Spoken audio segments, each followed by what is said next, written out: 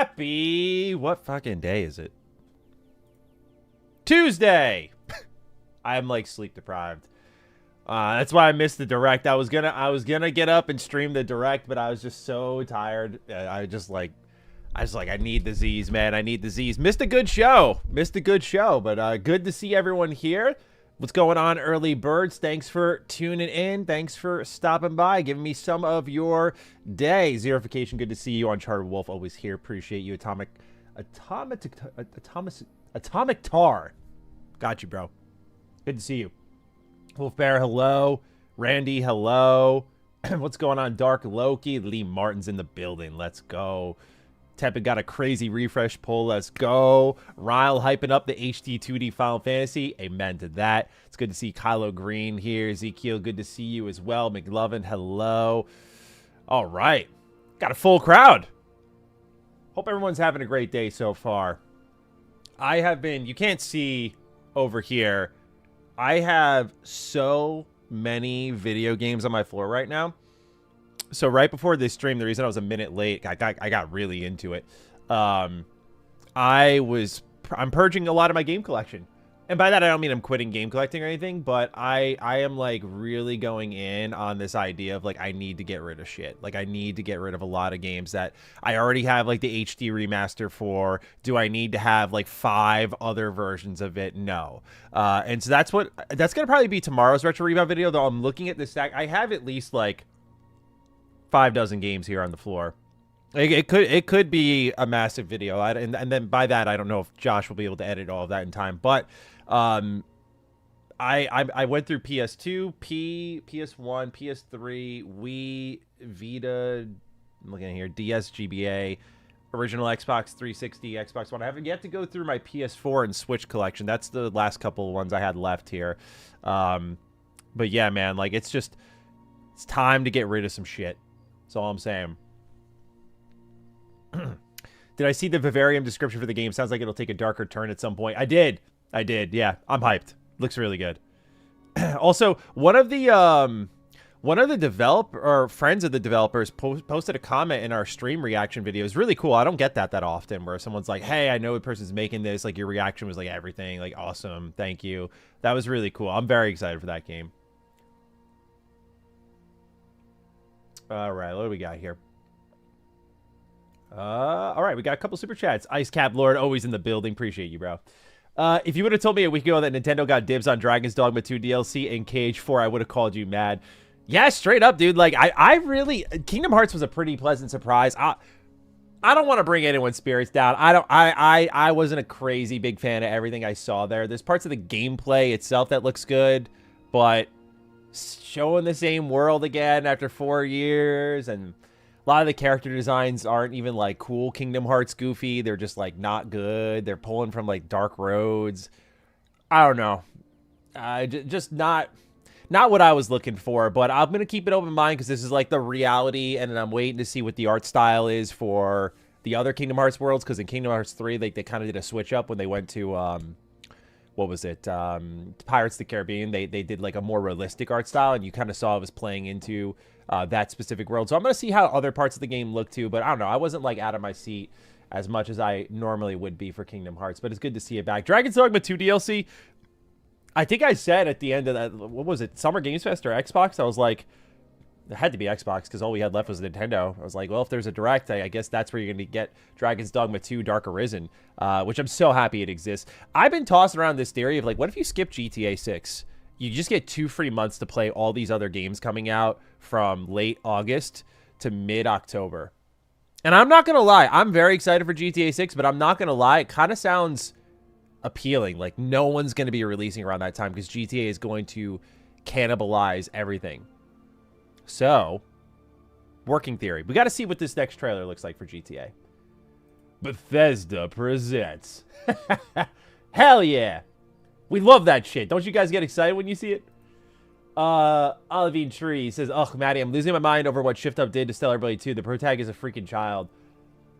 I haven't really looked into the discourse around this game. I play enough JRPGs where, yeah, like the, you know, kids are heroes, teenagers save the world, your 5-year-old looking kid's actually like 250 years old, all that shit. So I don't know. I'm looking at the combat though. I thought the combat was fucking sick, dude.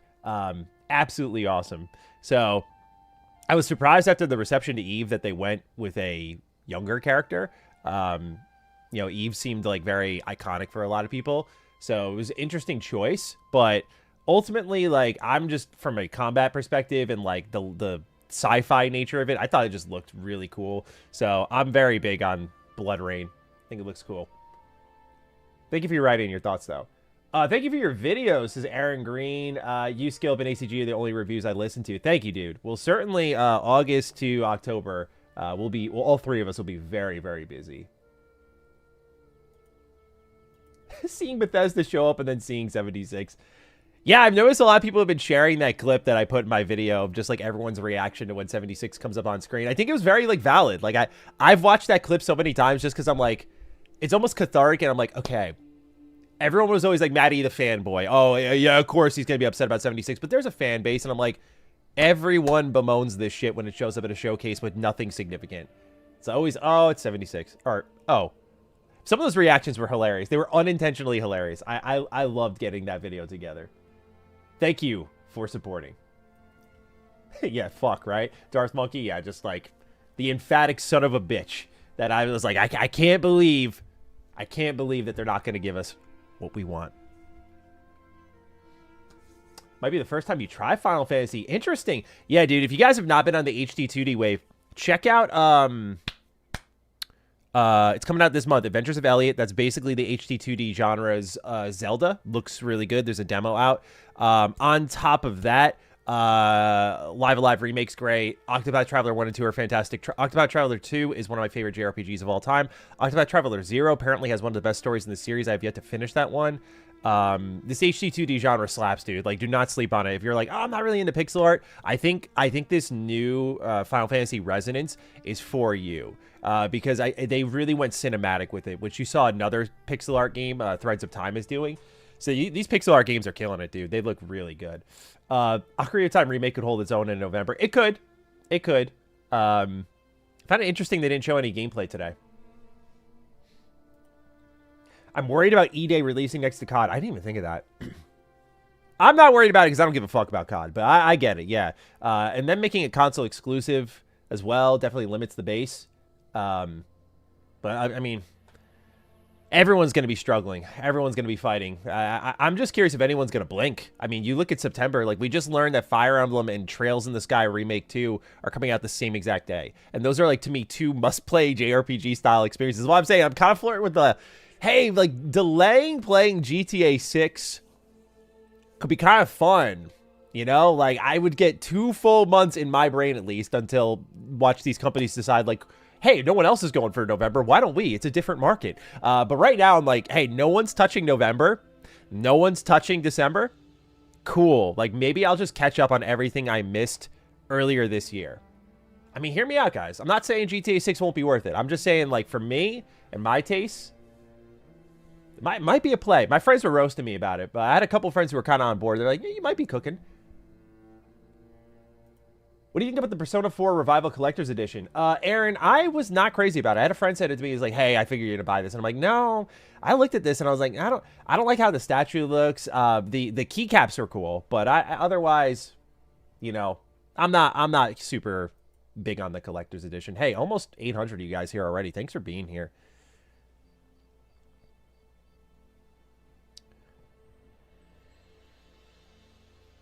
Oh, Drawn Out says, I think we get Fallout 3 remake because of before September because of all that. Drawn Out, bro, you got me believing in Fallout 3 remake. I hope you know that. I was really hoping for it when you brought up your theory about the toys and like sort of the merch cycle. I was like, damn, he's fucking right. Like they could actually be doing it sooner than I think.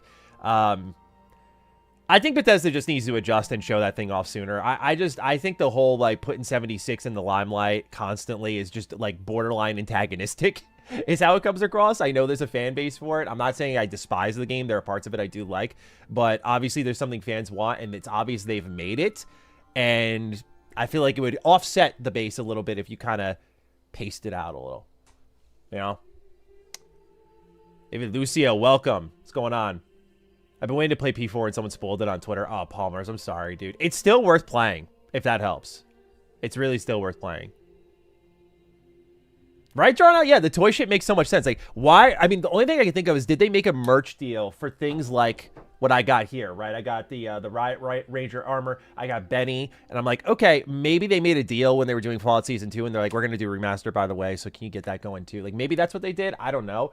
But I was very, like, I was like, man, I kind of feel like they could have budged on that one.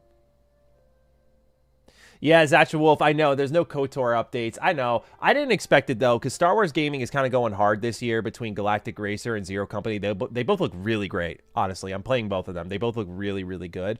So I'm excited for that. But to tell you the truth, like, you know, because there were rumors of, like, Jedi 3, and I'm like, no, like, you can't, at least not yet. At least one of these games has to come out, which Zero Company goes first. That's personally what I would say happens. And then maybe this August at Gamescom, we get another Star Wars announcement, maybe like Jedi 3. I feel like KOTOR remake might just be wait until it's like we know the date. So that might be a like 27 or maybe Game Awards re-reveal. I don't know.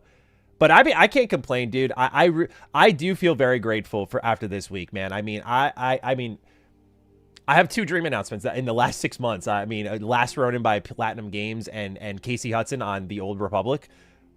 Like, you know, I feel a little greedy if I'm like, and I didn't get my Fallout 3 remaster, and I didn't get my KOTOR remake updates. I'm like, they'll come. I'm at peace right now. They'll come. Pikmin Retro Rebound video. We're working on a Spyro one. That should be this Saturday. You can look out for that. Spyro for the first time. Indeed. We'll talk. Pikmin I have not played much of, though. Kind of mad Fable got delayed so it can breathe. I was talking about this with a buddy. I felt last night I was just saying I felt the same exact way as you do, Vinny. I like seeing Jack of Blades at the end, and like, can you think of the moment that would have been if they went November this year after that trailer with Haley Atwell, the villain trailer, her hunting down heroes, the gameplay demo coming tomorrow. We'll talk about that probably in a video, by the way. Just all of that, and it's like, and it's coming November. Like, just, it was a perfect trailer. It was so good. It was so good. And it's such an unfortunate reality that GTA is like right where they were going to launch that game. Such an unfortunate reality. I can wait. Maybe the extra months will benefit it. This game should be a Game of the Year contender. It has to be. That's the pressure it's facing right now. But yeah, that trailer is what kind of put me over the edge where I was like, dude, I wish I had Fable this year. So, Maddie, you see Asha wanted to make the Collector's Edition and Fable, or sorry, Combat Evolved and Fable exclusives, but due to contracts couldn't pull the trigger. Also, Fable's Collector's Edition. Yeah, Fable Collector Edition looks really good, by the way. Thank you for shouting that out. I did see Asha wanted to make these exclusives, and we'll talk about that. That's going to be a big thing we're going to dive into today for our #1 story is Xbox exclusivity. It's a little bit of a weird scenario. You know, Matt Booty saying like, hey, we're going to give these games platforms when we give them dates. And I guess it does date mean window, like it's coming in 2027, because like here comes State of Decay, which does not have a date, but it has a window. It's coming next year, and it's got a PlayStation logo. I do think it's a little weird when they confirm Gears is console exclusive, but then your marquee franchise in Halo is going multi-plat the following month. That still feels very weird, even if, yes, it's like Halo. Xbox fans have had Halo 1 given to them 3 different times now between Master Chief Collection, Combat Evolved Anniversary, and the original. So there is that argument to be made. You could also say Xbox can twist this into like, well, all the mainline entries are still going to be... No, that's not true, right? The remake is one of the mainline entries. Any new mainline entries will always be Xbox exclusive. I don't know if this is going to pull new Xbox fans in. And I think Fable's the one that it's like, okay, Clockwork is like a new IP. That could create some draw, but Fable and Forza are like the real draws. Those are system sellers. So it's really hard to read into what they're doing on a deep level because there's potential optics at play, but I find it really, really difficult to imagine. They're just like, yeah, let's tee up both Gears and Clockwork, which have been in development for a stupid long time, and just set them up to fail. my assumption, given the leak, is that Gears E-Day PS5 port is ready to go, and that if this Xbox exclusive thing doesn't work out the following year, they can just pull the trigger on a port. That's my thought. But they're clearly dabbling, and they are committing to a reliable pipeline, as Matthew Ball said, so there's going to be more. That's why I'm like, well, why not do your main franchises? But it must be, like, contractual obligations. I also think because of that, they kind of fucked up how they showed Gears, in my opinion. By the way, I know I missed a couple of super chats. I'll get back to them. I apologize, guys. But yeah, I thought they kind of fucked up showing Gears because, I mean, as a huge Gears fan, like I'm in. Like, yeah, the fucking campaign looks awesome. I think they really captured the essence of it. But like, if you're trying to get people to buy into your platform, you have to create FOMO. And by showing just 1/3 of the game, which is its campaign, and not showing off like multiplayer or an extensive preview of Horde, I feel like they kind of missed a little bit of that moment. But it also, I think, highlights why this game was no doubt going to be multi-plat until very recently. Because I think the whole presentation was built around like, okay, we're marketing this to a much bigger audience. So that's the defense for the Coalition on how they showed the game, but it sucks that they didn't get to show more. So yeah, let me get some of the super chats here. I think they should have waited until next gen, until doing exclusive again. I'm worried about Clockwork and E-Day not selling well. I am too, but again, I think the ports are going to be ready, Arkham, where I think they'll hook these games up if they really start to flop. Yeah, waiting until next gen. It's like, well, when is next gen? Are we talking 28? Do they want to deal with that until then? It's tough. Rocking a hard place. This fuels, like, this conversation we're already having right now fuels what I've been saying since Asha Sharma took over, which is like, look, I know everyone hates Don Matrick, and I'm not trying to like set it up as if, you know, this guy is cooked all along. I'm not posing it like that. Don Matrick fucking blew. But I think Phil did a worse job. Like, I don't care what the reasons were. Like, oh, Xbox would have been gone without Activision. The reality is the reactions and the decisions he made handed Asha Sharma an even worse business. And like, look at the conversations we're having. Like, it's just, it feels so like Xbox. If Xbox can just hang with losses for a very long period of time, then great. Which it seems like they're going to be willing to do, at least right now. But it's about if Microsoft, who's always reacting to their quarterly earnings, is actually going to allow this to happen. So we'll see. But if Asha can do this, then you got to wonder about Phil as well, dude. You got to wonder about the decisions he was making. Olivine Tree says, as someone who's skipping GTA 6 this year, sorry, this year is so bittersweet and frustrating.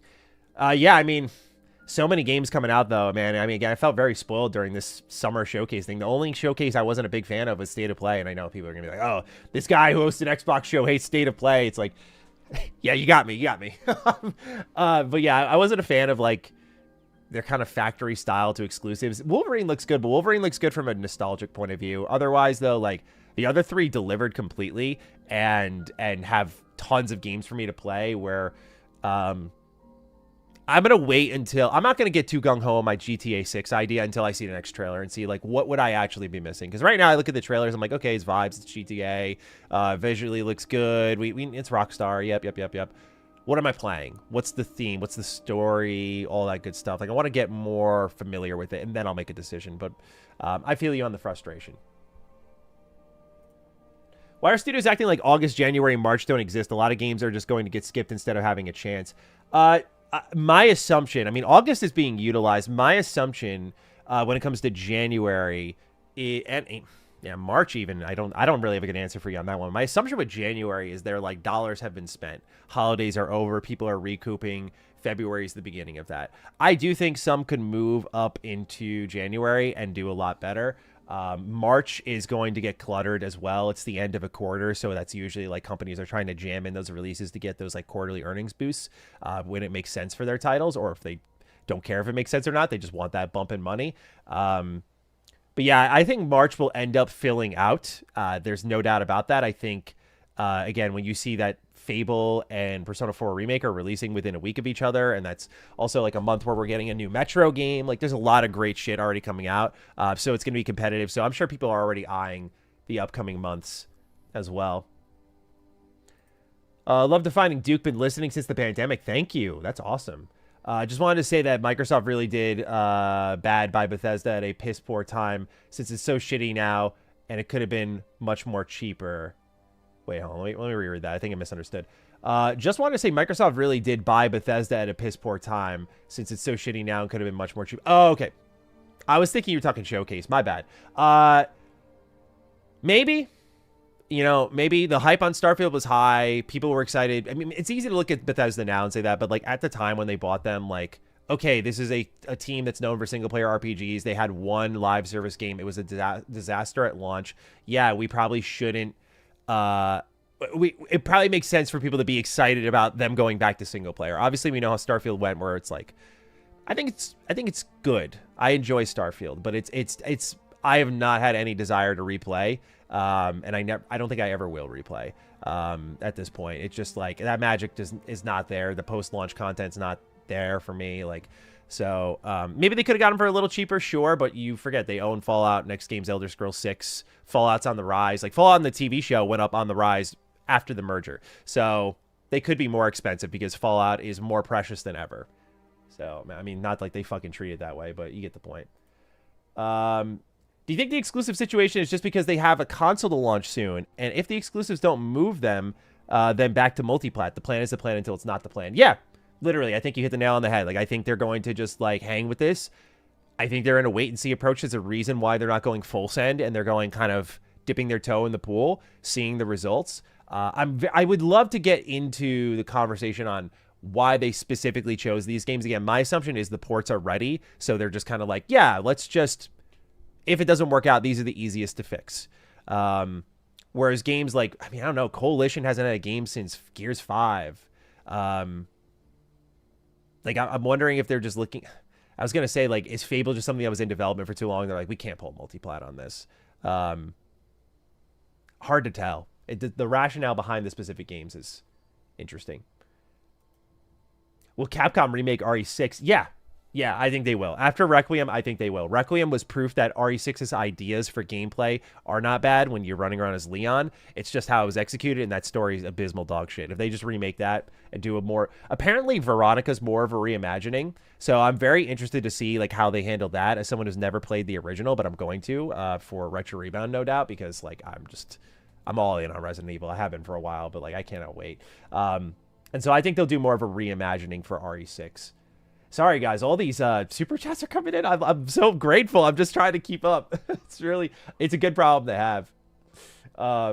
It's super grateful, guys. Thank you for, I mean, because a lot of you have been showing up every stream that we've done in the last week and supporting like this. So just thank you. You know, it does make a huge difference. So I'm trying to get everyone on screen as I can, but there's a timer for this for some reason. I'll have to look into it and see, like, because sometimes the super chats fade and I have to go into YouTube's app and try to like find them individually.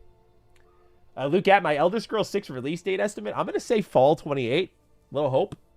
Little hope. Hey, Nerf Ninja's in the chat. What's going on, bro? Does Bethesda Game Studios tech/style lend itself better to Elder Scrolls or Fallout, where bare landscapes feel natural, whereas Starfield felt big sci-fi, so the emptiness felt weirder? Good point. Never really thought of it that way, but good point. Yeah, maybe. Maybe, because since Morrowind, they've been doing procedurally generated terrains and building on top of them. And so there's a whole lot of stretches of nothing. And when you just fill that with trees and foliage and all the stuff that makes a world or lack thereof, can lend itself a little bit more. It's a good theory, dude. I've never thought of that. Thank you for submitting that.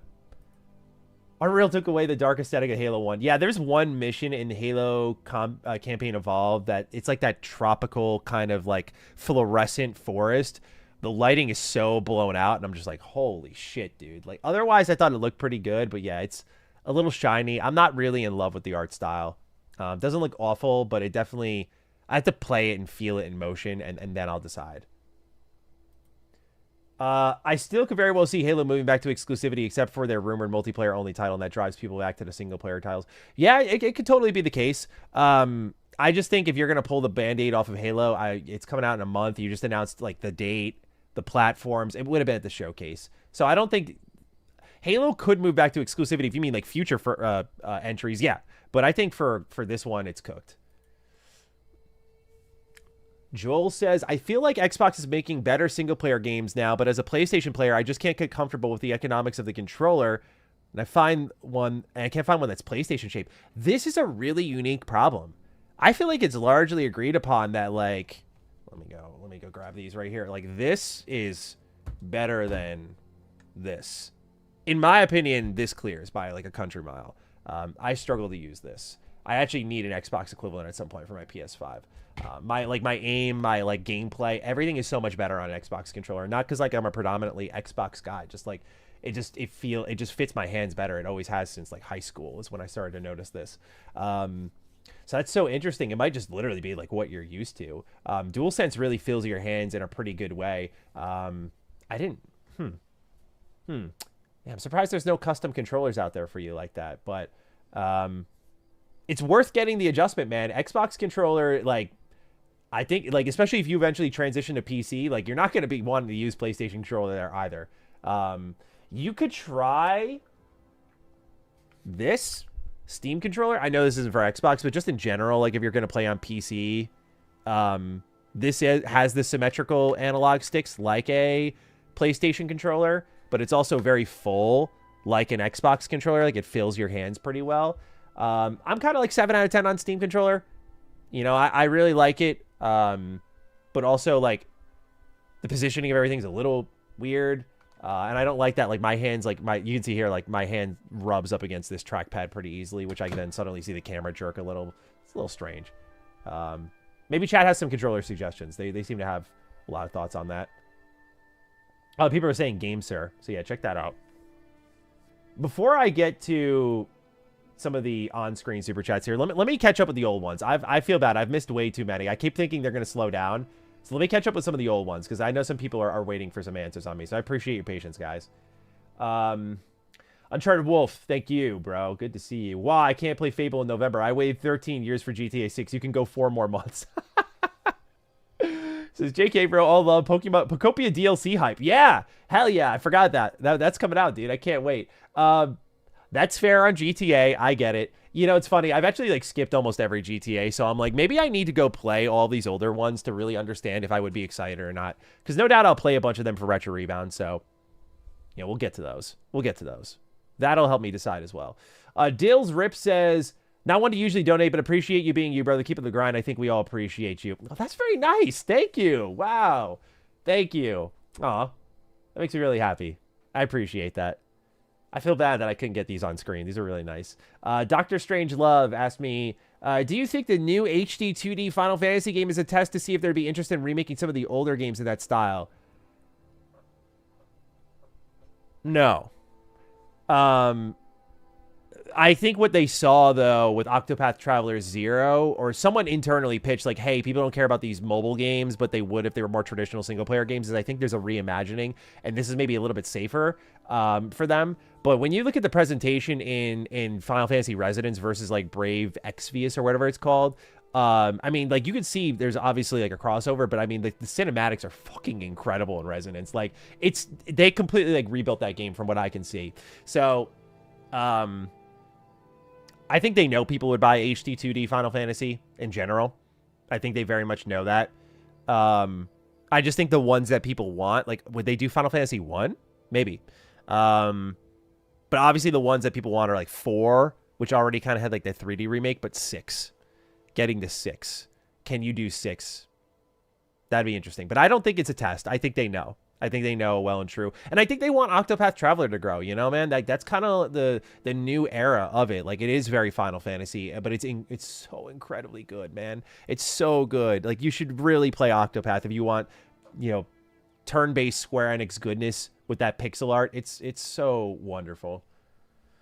Turtle Deity asked if Square Enix is getting back on track. Yeah, I mean, I say yes, but also I don't think Kingdom Hearts looks as great as I'd like it to. So for me, when it comes to Square Enix getting back on track, it's they're continuing to do the things that they've done well, which is like Final Fantasy VII team is endlessly killing it. Revelations looks amazing. And then HD 2D games have been slaying it since the first one with Octopath Traveler 1. So, I mean, they're sustaining. They're continuing the path, which I think is good. Mithu said, I'm so glad I got Switch 2 now because Stellar Blade is coming. That's awesome. Nice. I'm glad for you, Mithu. Mithu, you asked that question about like what Switch games you should get, and look at you. Your library got filled up really quick. That's awesome. Let's see. I know I missed a couple other super chats here. Thank you again, guys.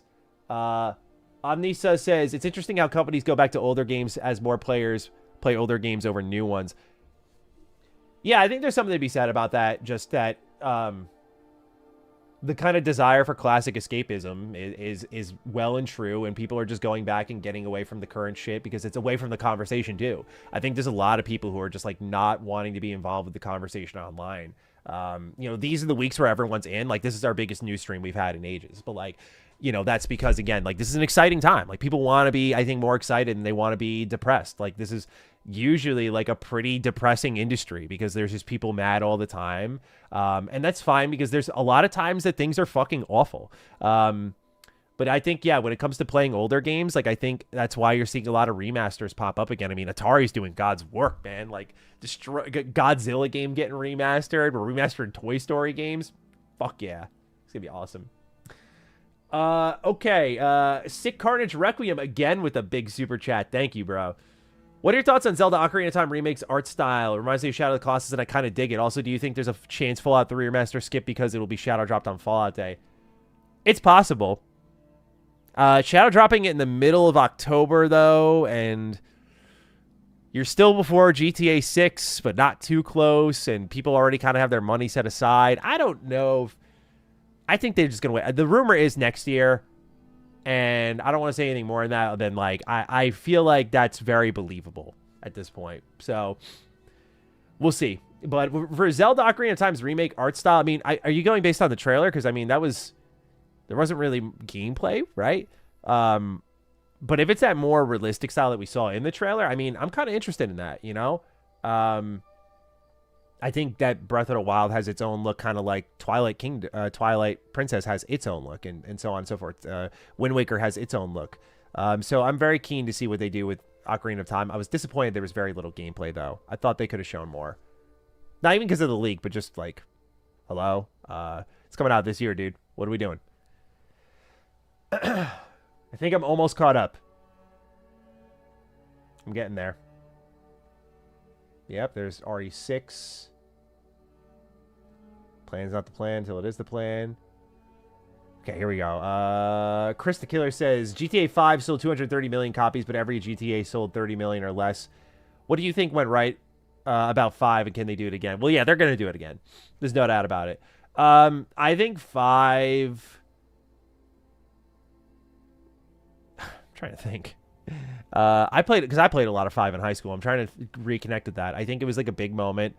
All your friends were in on it. And GTA Online, I think, was a big driver. It was like, okay, you know, this is the place I'm going to be hanging out with my friends for a while. And how Rockstar's just kind of committed to this quality level. Because I don't see people talking GTA 5 single player as often online. It's always GTA Online. So that's my guess. That was a big deal at the time. I remember, like, the servers being offline and people being so upset, myself included. Icecap Lord said, Final Fantasy HD 2D is actually a Brave Exvius remake. They took the story but removed the fixed waypoint progression, unsimplified the touch-focused combat. Yeah, I saw there was also for that they had a Parasite Eve crossover. I hope that stays. 5 had the benefit of 13 years. Broderick kind of put it perfectly, too. 5 was across 3 generations. Yeah, true. I'm not even cooking on that. You guys are totally right. Yeah. It also was a PC release, right? So there's that too. It was the only thing you could get. Red Dead then made people go, fuck it, I want to buy GTA again. Well, yeah, because we beat the single player in 2013. Yeah, I know, but like people still like to go back to GTA single player, don't they? I see people still fucking around GTA 4. Hector Ram says, Matty, Dragon's Dogma 2 Dark Arisen is real. Indeed. Fucking hype announcement. Love to see it. Here we go. I think I'm almost there, chat. Thank you guys for bearing with me. This has been incredible support. I'm very grateful for it. Okay, Justin G. I know I'm late to the game, but I just got a Switch one not too long ago. I'm thinking about stepping back into Pokemon after not playing any since Platinum. Any recommendations? Thanks for what you do. Run. Don't fucking do it. The Switch era of Pokemon, in my opinion, is abysmal dog shit. Do not do it. I don't care if it's Sword and Shield, which is one of my worst games of all time. I don't care if it's Scarlet and Violet, which has really great ideas, but even on Switch 2, abysmal dog shit. Don't do it. Like, just don't. I'm sorry. Go play Fire Red and Leaf Green. $20 port. Go play that. That's the only thing, Justin, I can say for you. Pokemon on Switch. My hot take is the best. Oh, wait. Uncharted Wolf is saving me again. Uncharted. Yep. No, and Emo's saving me again. Okay, you guys are right. Legends Arceus. Justin G. Legends. I'm so sorry. I got caught up in my haterade. Yeah, Chad is totally on one here. Totally right. Legends Arceus. We do approve of that Pokemon video game. We do approve of that one. Now, ZA, which came afterwards, is TikTok the video game. I don't like it. Some people do like it. Pokopia does get the pass as well, but that's more like life sim, cozy gaming, not your traditional Pokemon you're talking about, but that one is 100% worth it.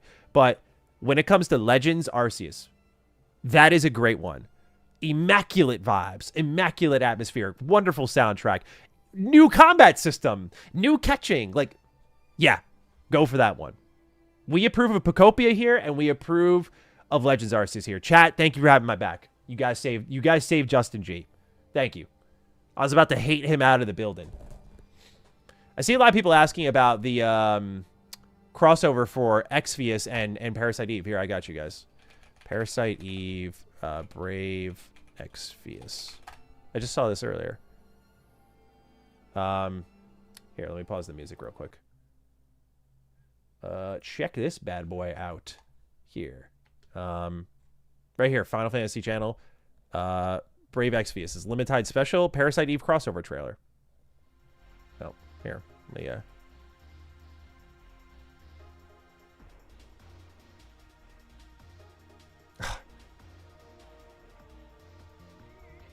see? She was in the game. So I don't know if this stuff is going to stay. I got to finish Parasite Eve. I don't even know what the fuck I'm looking at. I know they got her in the dress from the first game, which is cool. So yeah, like that was in the game as of a couple of years ago. Pretty cool, right?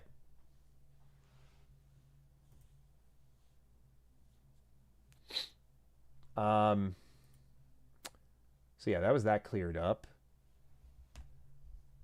Let me get the music rolling again. Okay, Jones 52735 asks, do you think Elder Scrolls 6 comes out first or Winds of Winter by George R.R. Martin? They both seem to be jorking their peanuts waiting on one another. I'm going to give it to Elder Scrolls 6. I don't have much faith in GRRM. Sorry. Oh, man, my fucking super chats jumped up. Hang on. Dom Teeny says, with Modern Warfare 4 coming to Switch 2, if Black Ops 1 and 2 remakes are real, could you see them both hitting Switch 2? Handheld Black Ops 2, oh me, oh my. Yeah, 1000%. I'm sure that's what they're doing. I think that's one of the main reasons they're probably porting them is like, you know, well, PlayStation doesn't have them, do they? Yeah, so back compat. Yeah, okay. It makes sense for a lot of platforms. That too. But yeah, I think they'll be on Switch. Why not? That'd be so cool. That would be so cool. I love Black Ops 1 and 2. I'm glad people have great memories of them. Jorkin Peanuts is nuts. I know. I've never heard that one. Deactivated LeBron writes, thoughts about the $100 premium edition for Persona 4 Revival? Let's see what this includes. I'll have thoughts once I know more. Persona 4 Revival Premium Edition. Okay. Let's see here. Okay, I'm on Atlas's website.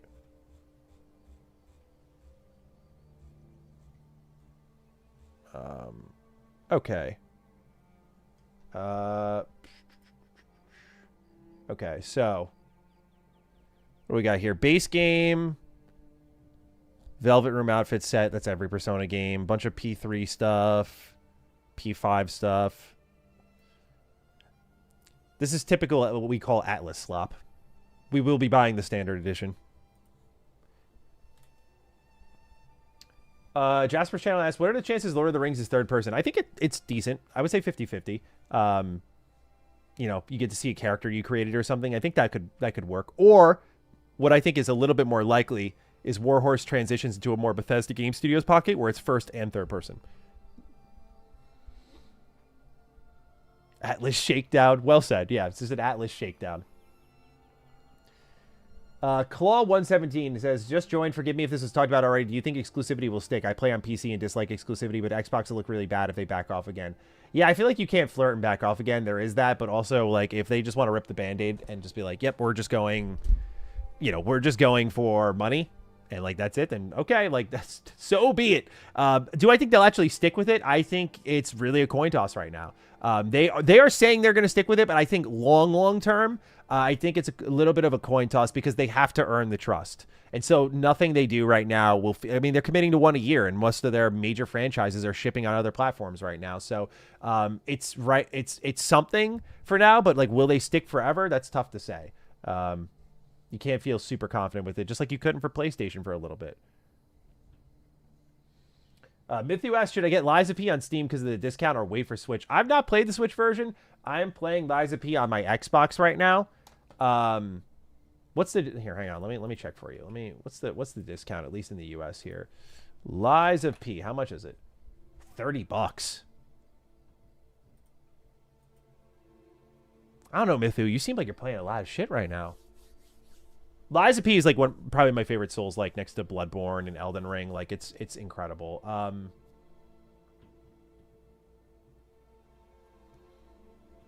Depending on what you're playing, you might want to wait because the complete edition comes with all the DLC, right? Splicer, what's going on, bro? Good to see you.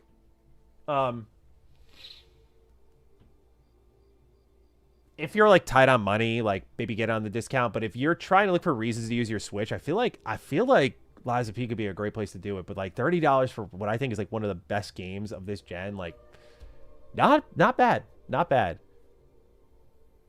It's not on Switch yet, JHL.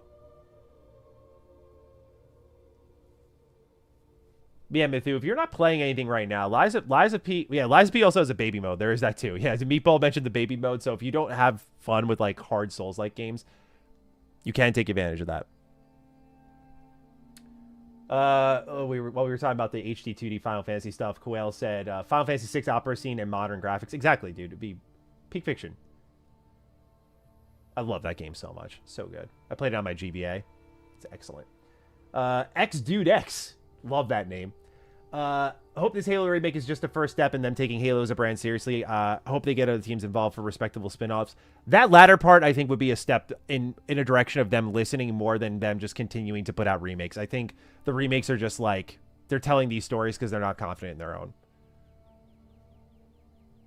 CKF writes, do you think they'll continue working on ports for Gears and Clockwork just in case they need to backtrack, or do you think they'll hold off until after launch and go from there? I think they hold off. I don't know how pick up and play it can be, though. I've never really worked on a port before, so I don't know if it's something that's like, we can pause development on this and pick it up later.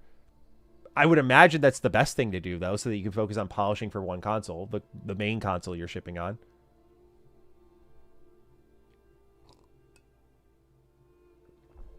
I splashed water on my stomach.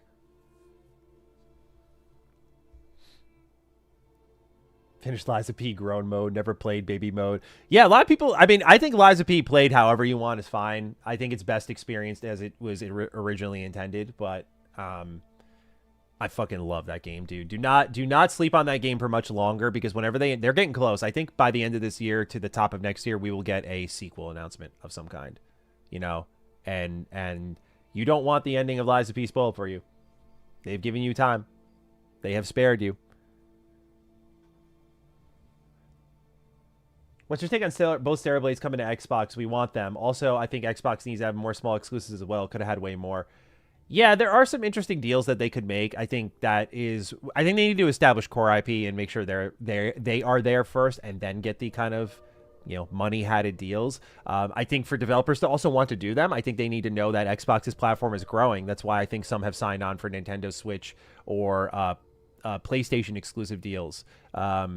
Unless they're really, like, the developer needs money, then you take, like, an Epic Game Store deal. You're like, okay, like, they're paying. And to Epic's credit, they are publishing some games right now that are still multi-plat. But Stellar Blade coming to Xbox, I think makes sense. I know that the developers have been teasing a little bit. It seems like it's going to happen. I think they want their games everywhere. When their biggest sales bump was when they went to Steam. So I think they know, kind of like Square learned with Final Fantasy VII, like, oh, when this goes everywhere, it's much more of a moment. Ice Cap Lord said you want a good Pokemon Switch game, SMT5. That's a good answer. SMT5 is excellent. I love this track. So good. CKF said I had a far longer thought about Clockwork being exclusive in Discord, but I'm not able to read it. I'm not sure if you're able to read that here or not. I'll read it after. You can ping me in it. Puckish Rogue said, did you see the crossover for Cyberpunk and Wuthering Waves? I did. That shit was crazy, bro. It looks. I mean, I thought the update trailer. What showcase had that update trailer? It might have been State of Play. I'm not sure if I'm remembering right. I saw it at one of these showcases. It's blurring together, but it looked good. It looked really good.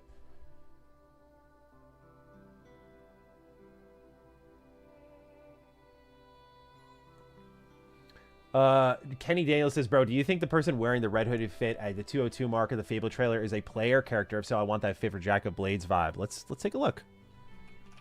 Let's go to the Fable trailer and go to 202.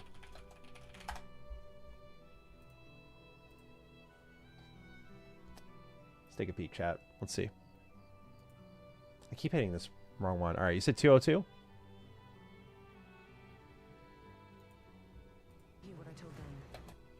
Oh, yeah. Yeah, 100%. Yeah, 100%. Yeah, definitely a player character outfit. Easy.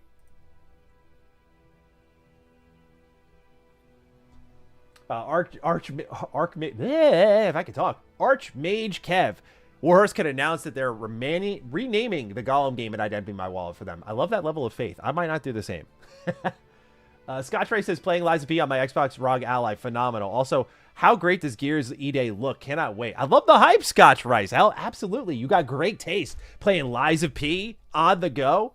Yeah, I played a little Lies of P on my Ally as well. When I remember that came out. I was playing it over the summer, and my wife and I were at a spa, and we were staying overnight, and I was like, I want to stress myself out a little bit. Let me play a little Lies of P. And I fought that annoying clown boss. That fucking piece of shit.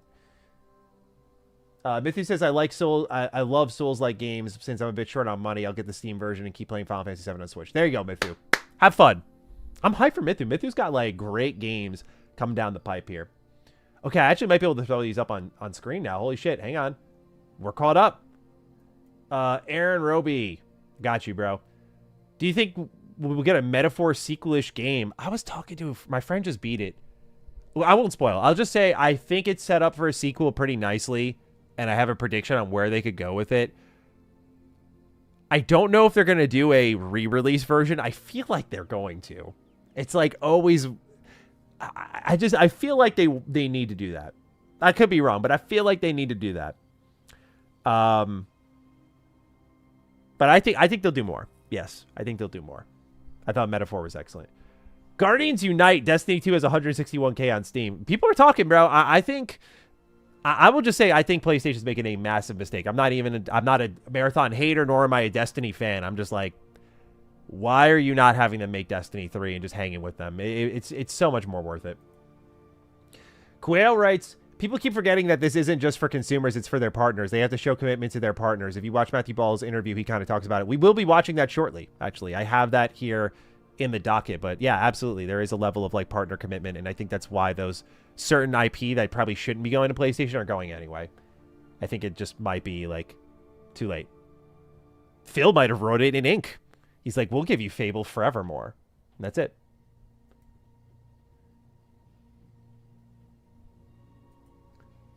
Why do some channels suggest Elder Scrolls might go exclusive? If PlayStation had Halo of all things, why do some believe or push the idea of Elder Scrolls on Xbox only? Seems cope. No, I'll disagree with you politely here. I think, Rye Guy, what's happening is more so that, okay, if they're using Gears E-Day and Clockwork as what are ultimately experiments to get them as exclusive pulls into the Xbox ecosystem / PC ecosystem, you need to, I mean, again, FOMO is what drives exclusives. I can't miss that. I need that. I'm going to buy XYZ to experience that.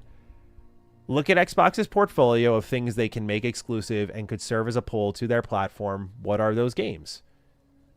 I think top of the ladder would be Fable, which they're not doing. And so next up is Elder Scrolls 6. If you really want to use like as a lightning rod, like, and it brings everyone in, You might have to leverage that. I'm not saying it's going to happen, but as I talked about in my video yesterday, you have to start considering the idea just a little bit. Not like it's a lock it in, because we don't know where Xbox is going to go. But they're saying it's going to be a reliable pipeline, so right now they're committed to it. And if they're committed to it, I don't know if you Elder Scrolls 6, I don't know if that's a game you decide like, yeah, and like no one like only Xbox gets it. Like, I think that just makes a lot of sense given that they're trying to get people in, just with where they're acting. Like, if you're going to do Clockwork, if you're going to do Gears, why not Elder Scrolls? At the same time, it's like, well, Elder Scrolls is on that platform level of like a Forza, a Call of Duty. It's the next GTA 6. Do you want to do that exclusively? Especially when Bethesda benefits a lot from daily active users with things like creations, with things like modding. It's a good conversation to have. But I don't know, man. They made Starfield exclusive for a while, and Starfield sold really well. It just didn't move the needle for their sales units. Yeah, Drawn Out just said it. Yep, Starfield was exclusive, so why not ES6? These are not the Starfield times anymore. Yeah, no, that's true. That's very true. Again, it's about how they act consistently. We could be like right now. I'm leaning in the camp of like, yeah, it might be exclusive. Xbox only needs to do like one or two things to get me completely off that bandwagon. So it's kind of, it can change really fast is what I'm saying. That's why I mentioned in my video, like it might happen. Start preparing mentally for that. I think for most of Bethesda's base though, who plays their games, I think they're not going to care heavily only because as long as the Steam version is available where you can mod these games, then that would be all I really care about. Now, if they just start to take it off of even Steam and it's Microsoft Store and there's no modability and it's only running through creations, oh boy, that will be an ugly conversation. I think that would be worse than them taking it off of PlayStation if they took it off of Steam. That's where I'd be like, uh-oh, console exclusivities really change things. Can Clockwork afford exclusivity? Huge market gone. I'm a little worried. I don't think the numbers for that game are great. I say this as someone who confidently says, like, I think that game's going to be fucking incredible. Like, I think Fargo and his team have it on lock. It's just, I don't know why it's not pulling people in. And this was before they went exclusive. So, you know, can they afford it? Maybe. I think this is a game where it's going to benefit from word of mouth, but when you limit the platforms, will word of mouth be enough? Quail says, I feel like if you told fans it'll be somewhere you can't yoink it away, that's just bad PR. Yeah, I mean, Xbox has yoinked before. They've been like, actually, we changed our mind on this. The other thing that will change things for Xbox, I think it's almost less about the games and now about hardware pricing. As we'll see in one of the things we're going to cover today with Xbox, Asha said the next 100 days are defined by getting the platform cheaper for hardware.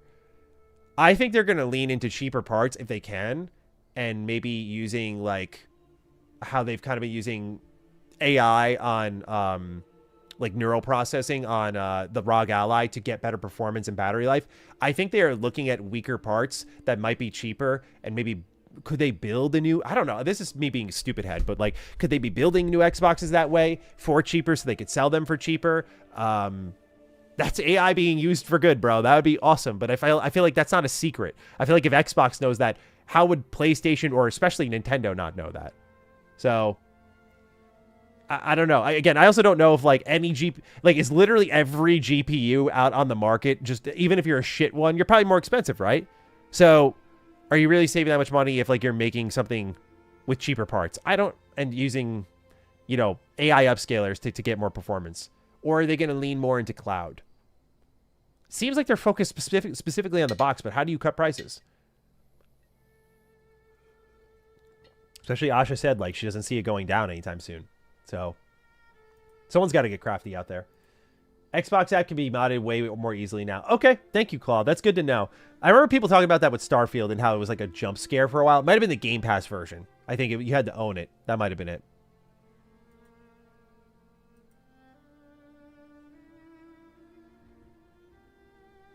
Large Hog says, I think we'll see devs go back to making games for older hardware like the new Witcher 3 expansion.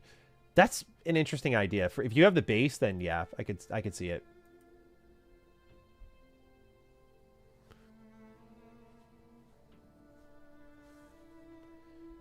Quail says PlayStation console numbers are a fraction of PC market. Steam has 132 million monthly active users, which is why I think Xbox has yet to let go of Steam.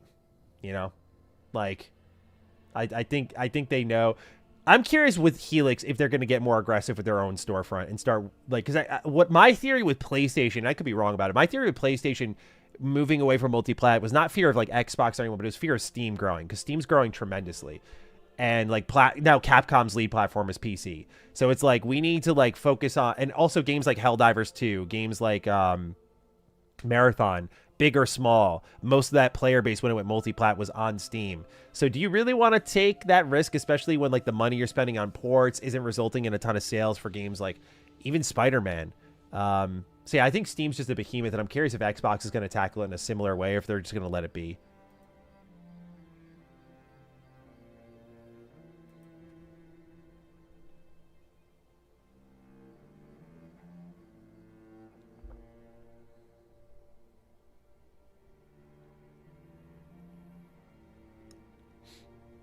Helldivers 2 mentioned. Yep. Got you. The chart that Jeff showed, it's SGF for Steam games, is insane. Yeah, exactly. Like, that shit's exploding. Let me get our... We've been chatting for almost an hour, guys. This is awesome. Let me get our first story ready for Matty Slop. We'll get into it. We have a lot to talk about. A lot to talk about. It's all going to be about Xbox exclusivity, so it'll be kind of focusing on exactly where we're at right now.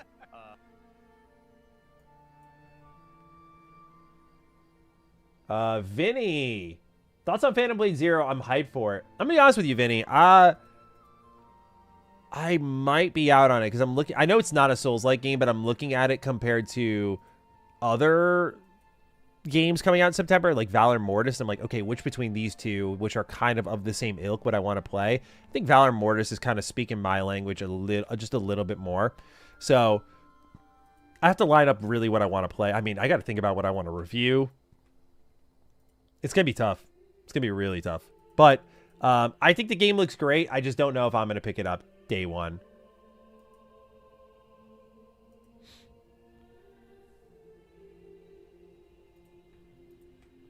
Okay, yeah, we got a good conversation lined up on Xbox exclusivity and just kind of what the latest is. I love this track that's playing. It's like we're in the church of Xbox right now. Okay. Let me just make sure the browser tab here is all lined up in the middle, because sometimes it just, yeah. Okay, this is looking good. Yeah. Cool. All right, awesome. All right, we'll be good to start in a sec here. Raider Jake says Sony being scummy caused this. If they wouldn't have pulled single-player games off of PC/Helix, and Xbox wouldn't have had to pivot. Oh, interesting theory. I think these companies are out for themselves. I don't think PlayStation and Xbox are as concerned with each other as we all think they are. I think Twitter, specifically, in that kind of online debating, that online discourse, I think that's convinced a lot of people, like, you know, this is how they think. I think they're cognizant of one another and make actions to some extent, like, you know, oh, certain IP shouldn't go over there. But I think they're looking at others that are entering the space or growing in the space like a Steam, and they're like watching them a little more closely than each other. That's my theory. But I like what you said here, Raider Jake. Thank you.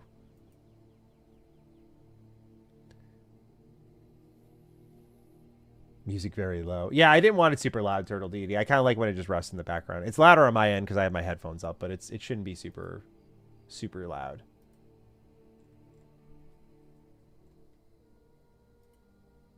Chances your player is Jack of Blades in Fable. I have a theory I'll share in tomorrow's video, Shadow King West. I was talking with Locke Morton. He sent me like his whole theory about like time travel and stuff, and I think I have a theory. I don't think it's Jack of Blades, but I think the game might begin somewhat with what happens maybe toward the end of the first one. That's what I'd say with Lost Chapters. All right, let me pause the music. Let's get ready for some Matty Slop. I just got to get my Google Drive open as well because I'm a little rusty. We haven't done this in a week. Been streaming showcases the whole time, brother. All right. Move to trash. Okay.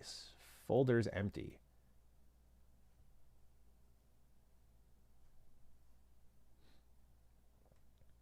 COD will never be exclusive. That could kill COD.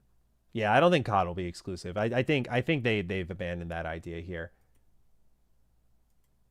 No, I'm not done yet. Wait till Adam. Wait till Fallout 3 doesn't get an announcement this year, and then you'll really hear me cry.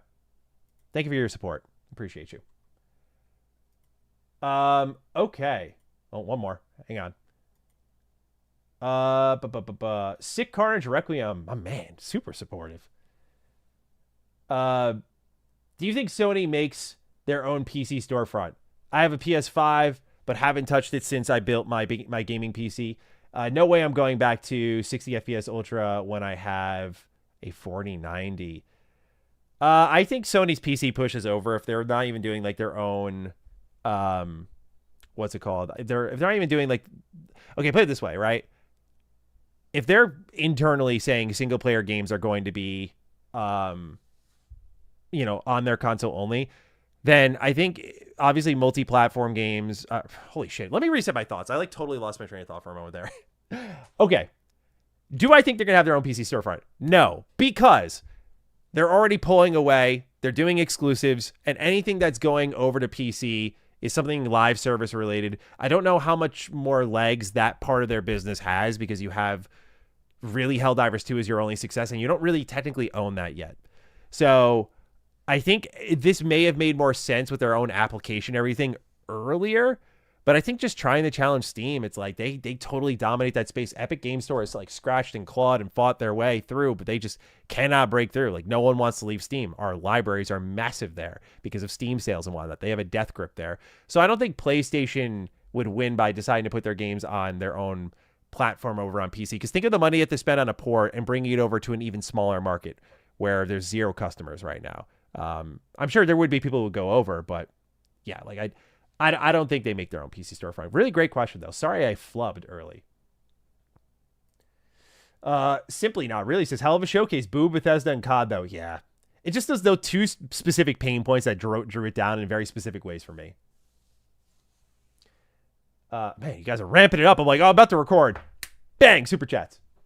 Let me do this real quick, and then I'll get back to the super chats here because I want to make sure we hit the Matty Slop stuff in time.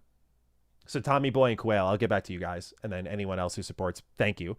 And let's get rocking and rolling. Feel free to spam the meat emoji in the chat, boys and girls.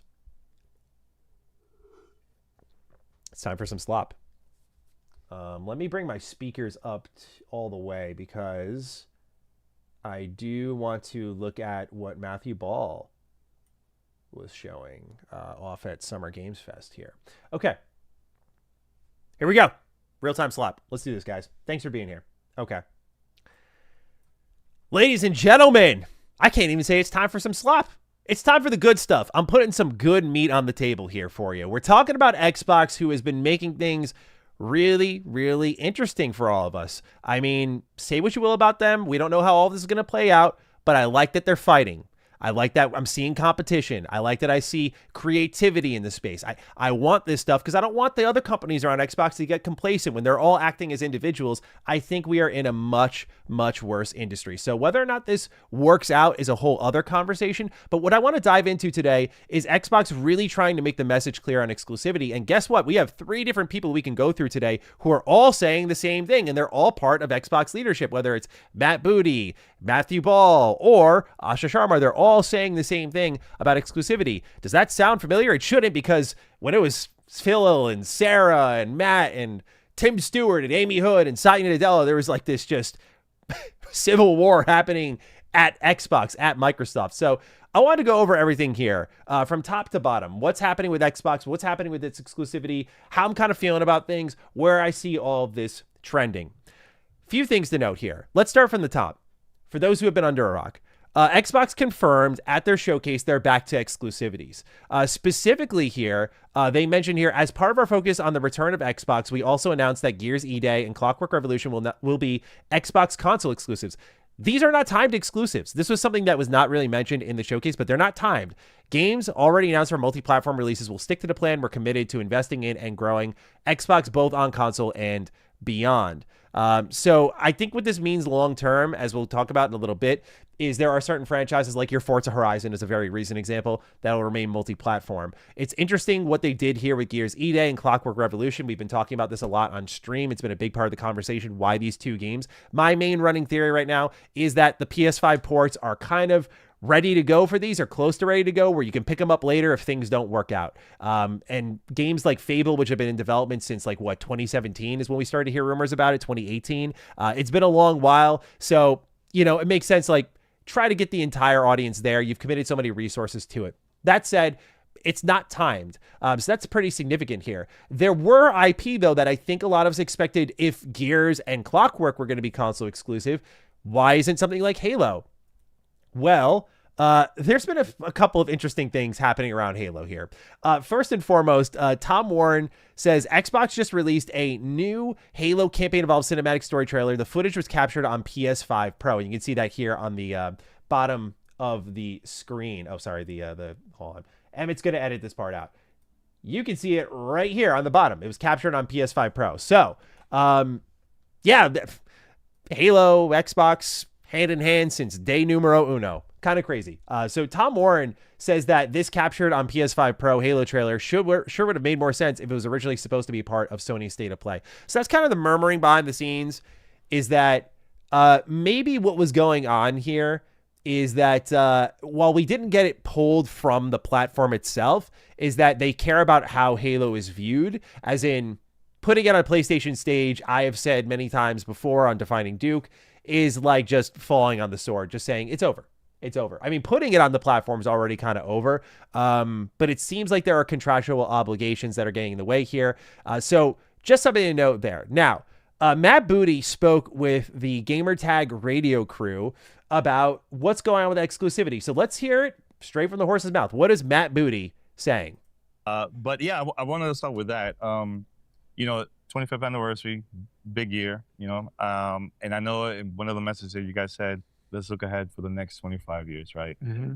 Why the change with having exclusives back? And also, how can, as a fan, not get confused in the future, want to know which one is not exclusive, which one is it based on game or not? Yeah, want people to have a reason to get on board with Xbox. Mm-hmm. We want them to have a reason to buy an Xbox, reason to be an Xbox fan. Mm-hmm. Same time, we want to reward all our players that have been with us for a long time. We know that exclusives are important. Mm-hmm. That's why we got Gears coming in 2026, Clockwork in 2027. We also want to be clear, our big multiplayer games, live service games, are going to continue to be multi-platform. If we've promised something to players already, mm-hmm. we're going to honor that promise, right? And then we're going to really, I think Asha said it, we're going to make the right decision, not the fast decision.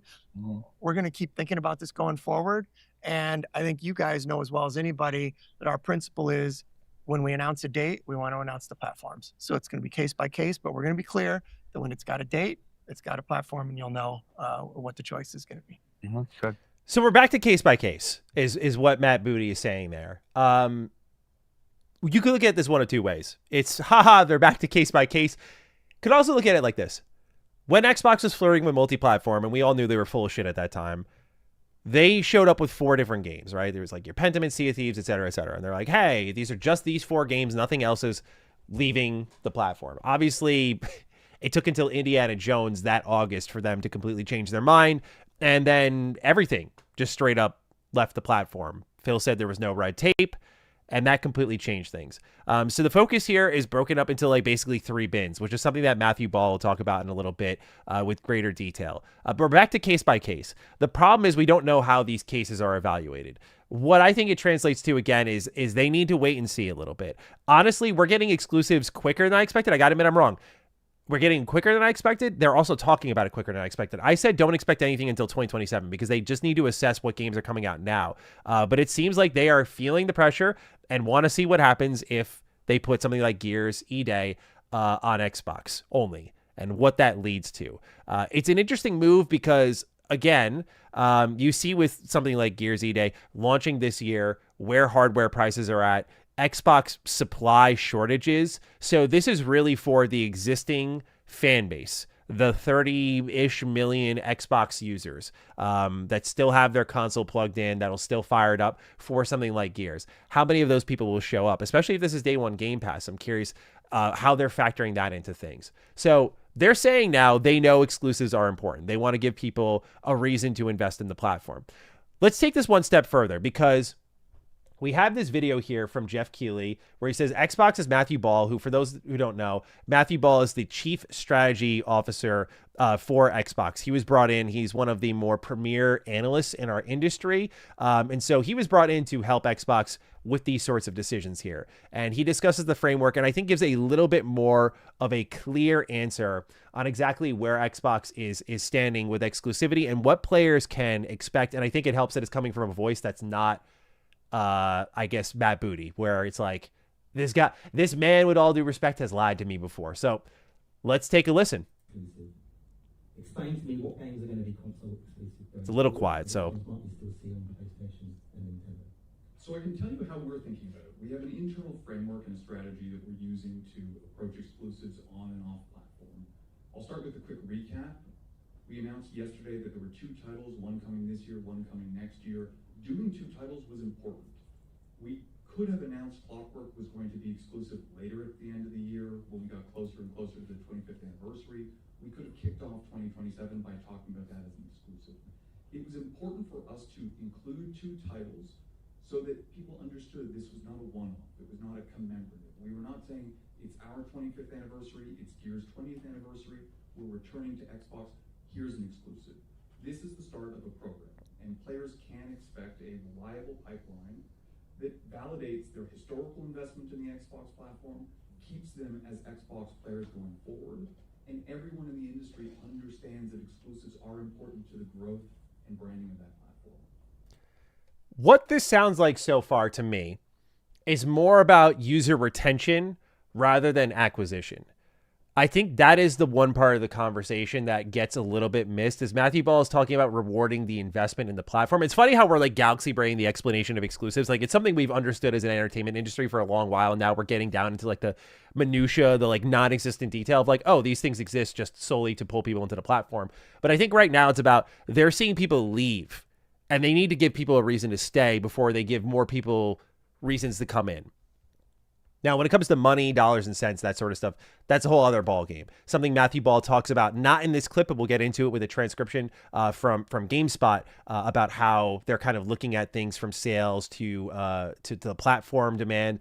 We'll, again, break that all down. But that's kind of how I'm looking at it right now, is it's about user retention, and it's not really about selling a lot of consoles, which I know sounds a little weird, but I think that's what they're going for, is like, we need to appease our core fan base first. So let's take a listen to the rest of what Matthew Ball had to say here. We've also said publicly that there's a series of titles, predominantly those that are designed for large live service multiplayer platforms, COD being the best example, are going to remain non-exclusive. We have a third bucket of titles, those titles that we have previously announced or previously committed with our partners, with players, with teams, that we've decided to maintain those commitments. That is important to us as we migrate through this 4th area. And that is, Asha has been clear that our business today is not healthy. She's been clear that we are turning around the business. Every day we are going to come more and more outwards about what we're doing, why we're doing it. And the reason why I say that is... That's another thing I just wanted to bring up, is the health of the business. This is something Asha talked about on Bloomberg. We'll talk about that in a separate post, but she did admit that the business wasn't in a good spot. And this is something that I didn't like, the whole kumbaya approach from Phil of like, everything's good, players are the highest they've ever been. It's like, you're lying to our face, bro. We see the earnings reports, it's declining constantly. You guys aren't growing. People are upset with the optics of the brand. So I like that they're also just admitting what the problem is and kind of coming in as the people who are here to address it. Let's keep going. Today I can't give you a more comprehensive answer. Here are all of the titles that players can expect this year, next year, and thereafter that are going to be exclusive. We know what those are going to be. We know how we're going to make those decisions. We know how we're going to be evaluated against those decisions. But what's important there is that framework has to be external eventually. Everyone in this audience is an expert, an aficionado of the field, and I understand why they are saying we still don't quite get it. We have to communicate that internally. We have to communicate that to our partners. But then most of all, at the end of the day, the average player, the average current Xbox player, and the player that we want but don't have today have to understand it very simply. That's where we're going. We're just not ready to do it yet. And that's basically the whole clip there. Apologies to the live chat, who I know that was very quiet, but we'll bump that up for the final edit. When it comes to what Matthew Ball is saying here, though, again, they're going to make it clear as time goes on. I think that version of clear is more like they're going to assess the data and decide how hard they want to go. Do they want to start money-hatting third-party deals? Do they want to full send all the games that Developer Direct at the top of 2027 are exclusive? I think it could be a momentum thing. They're kind of viewing it as marketing beats as well for their own brand and the optics of it. So there's that as well. Now, GameSpot had a transcription of this and pointed out some other key things that Matthew Ball said when it came to the reliable pipeline of exclusives. This is from the same exact conversation here. And so we see the same quotes here about, on the subject of exclusives, everyone understands they're important. But one thing that he said that I thought was really interesting is that he's, again, reliable pipeline of exclusives. Microsoft's major live service multiplayer games like Call of Duty will continue to be multi-platform. He says additionally, titles that were previously announced on non-Xbox platforms will still come to those platforms. The messaging around exclusives has been muddy, and Matthew Ball says they have more work to do. Where is it? Emmett, as the editor, you can cut that out because I'm like, where the fuck is it? Here it is. Ball went on to acknowledge that certain Xbox exclusives will sell fewer units than they might otherwise if they were multi-platform. But that is a short-term issue, and making these changes will help Xbox's console business grow in the future, he claimed. This is interesting because I do think of Starfield with this quote here. I do think of Starfield because Starfield was a game that had massive hype. I know nowadays, I know. I'm right there with you. I know. At the time, Starfield was a massive exclusive for Xbox.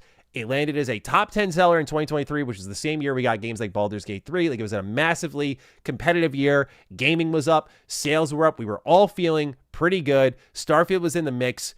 It was like the top played Game Pass game. It sold really well. High player count. Like, it was doing everything. And when the quarterly earning report came out for Xbox's hardware, which, by the way, before that, they had things like, granted, they had Redfall that year, but they had Hi-Fi Rush. They had a big Forza Motorsport game. 1% growth that quarter. So, what is Xbox seeing? What do they know with these exclusives that are going to pull people in more than Starfield, which was a top 10 seller? And it seemed like, again, maybe that was the user retention thing I'm talking about. Like, people in our ecosystem are going to buy this. They're going to play it. It's going to be good for us. How are you going to get more people through the door? 2023 was finally the first year they delivered on exclusivity. After 2022, there was nothing except Pentiment and Grounded, which I love those games, but obviously those are not system sellers. So you could also say the lack of adoption was attributed to that, attributed to inconsistency. So again, that's something worth keeping in mind. However, they also talked about hardware demand here. Here's what Matthew Ball had to say. Today, demand for Xbox consoles is outstripping supply, Ball said. We are producing them as quickly as possible. There are severe limitations to how quickly we can do that, but it's not a question of appetite, he said. That is a privilege as a company, is a challenge for us to figure it out. So the only thing I can think of is that Xbox knows a way to get their prices down to get more people into the platform, because I think right now it's about kind of like how last year, 2025, was a breakthrough moment of like, it's a race to the bottom now. Everyone's trying to hit $80, and the titles that got most rewarded last year, some real standouts were things like, of course, Expedition, Oblivion Remastered, Mafia: The Old Country. Like, these are games that kind of cut below the traditional price and were heavily rewarded for it. I think platforms can work the same way. Hardware can work the same way. There's also another motivator, though, and I think I'm coping and dreaming a little bit, hoping, in fact, when it comes to hardware pricing. I don't know if there's a hero in that story, but since Asha Sharma said the next 100 days are dedicated to figuring out how to make hardware cheaper, certainly I'd love to see a W on that front, just for some, like, IRL hope, bro. I'm tired of seeing AI winning everywhere. It's like, enough.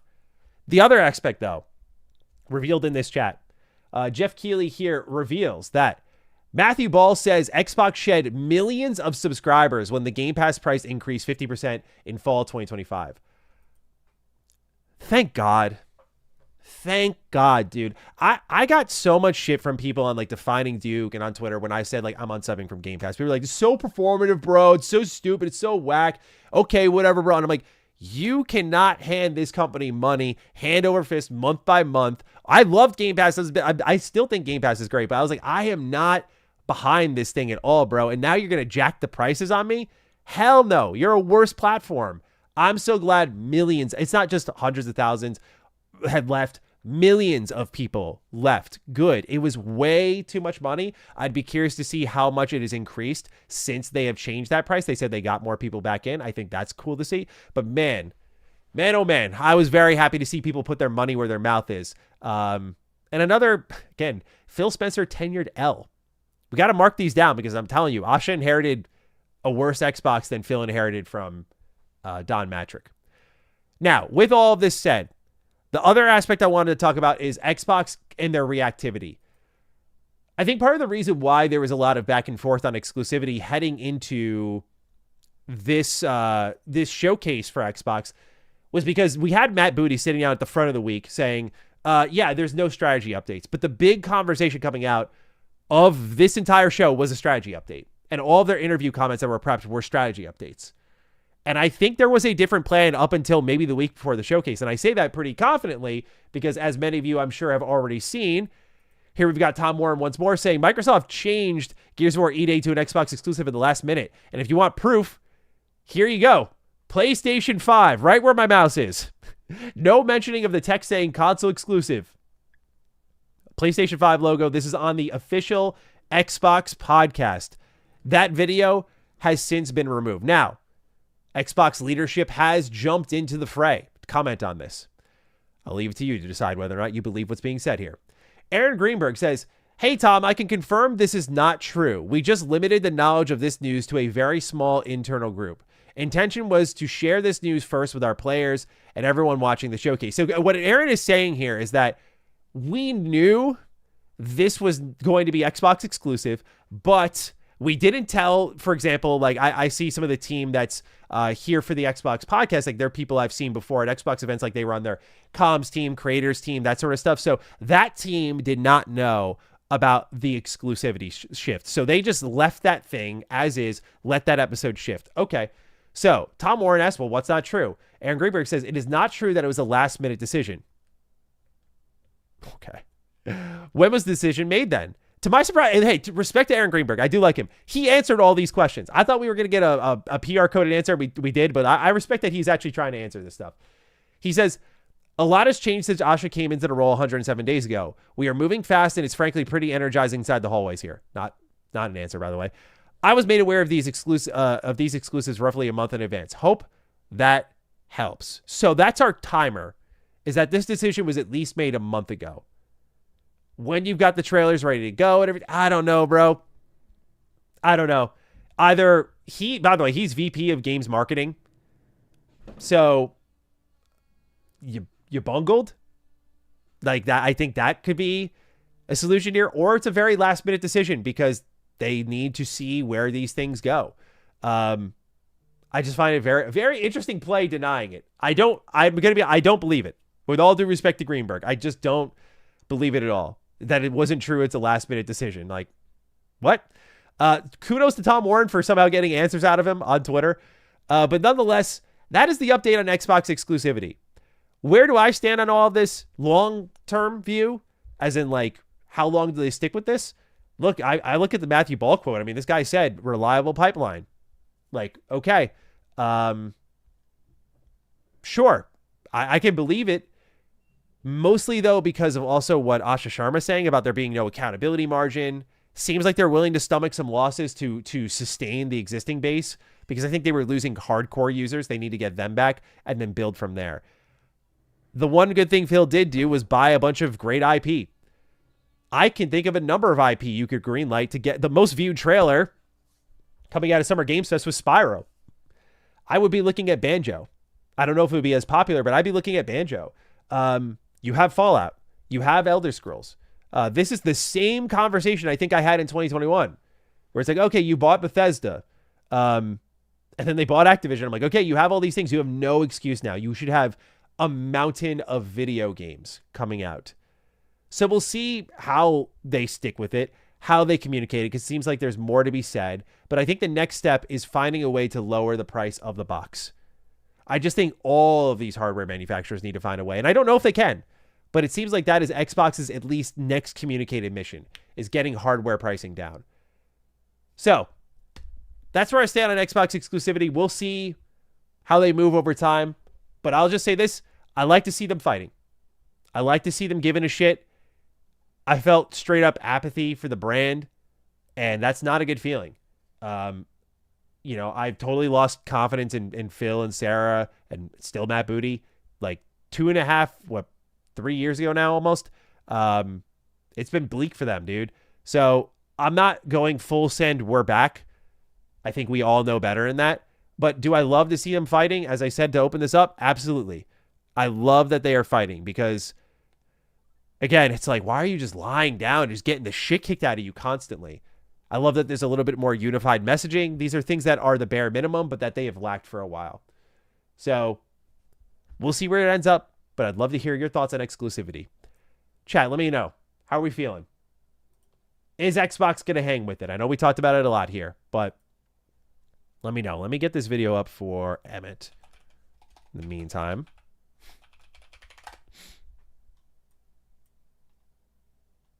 I'll turn on the music now.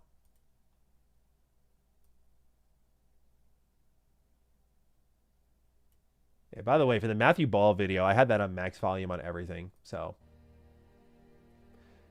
it was crazy. Super quiet.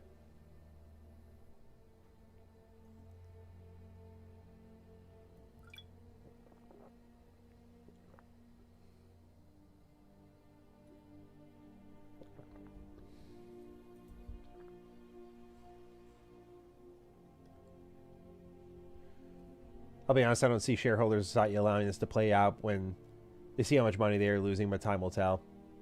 Yeah. Maybe that's why they're saying fuck it. There's like, the brand's shutting down anyway. Fuck it. Let's go for it.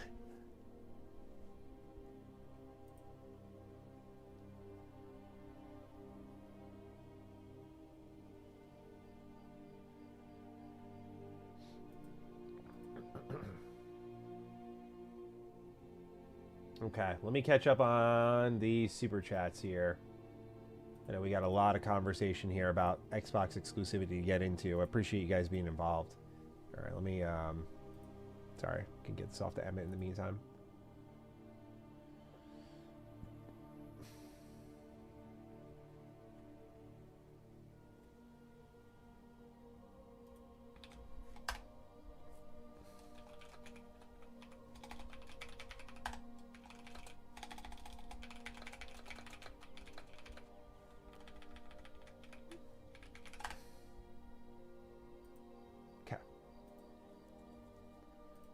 Still got a bunch of stories left too. This will be fun. This will be a fun one, guys. All right, let me catch up on the super chat. Tommy Boy says, I may be speaking for myself, but as someone who with a very average income, I don't understand the hype for limited edition consoles mid-cycle. Do people really not have 2 to 3 consoles every gen? Big up, Maddie. Thank you. I mean, I get it. I never really did a mid-console like upgrade even. Like I didn't get the PS5 Pro, never got the PS4 Pro, didn't get the One X. Like I've never upgraded, but I also get why people like limited edition stuff. Like the 25th anniversary console looks kind of nice. I'd like that more in my base one. And if it's like a game room piece, why not? Also, these things are not going to go down in price, so you may as well get it now. Kuel says, I think Microsoft should use this publishing setup. Xbox Studios exclusive, Activision third-party, external, Bethesda internal, multiplat.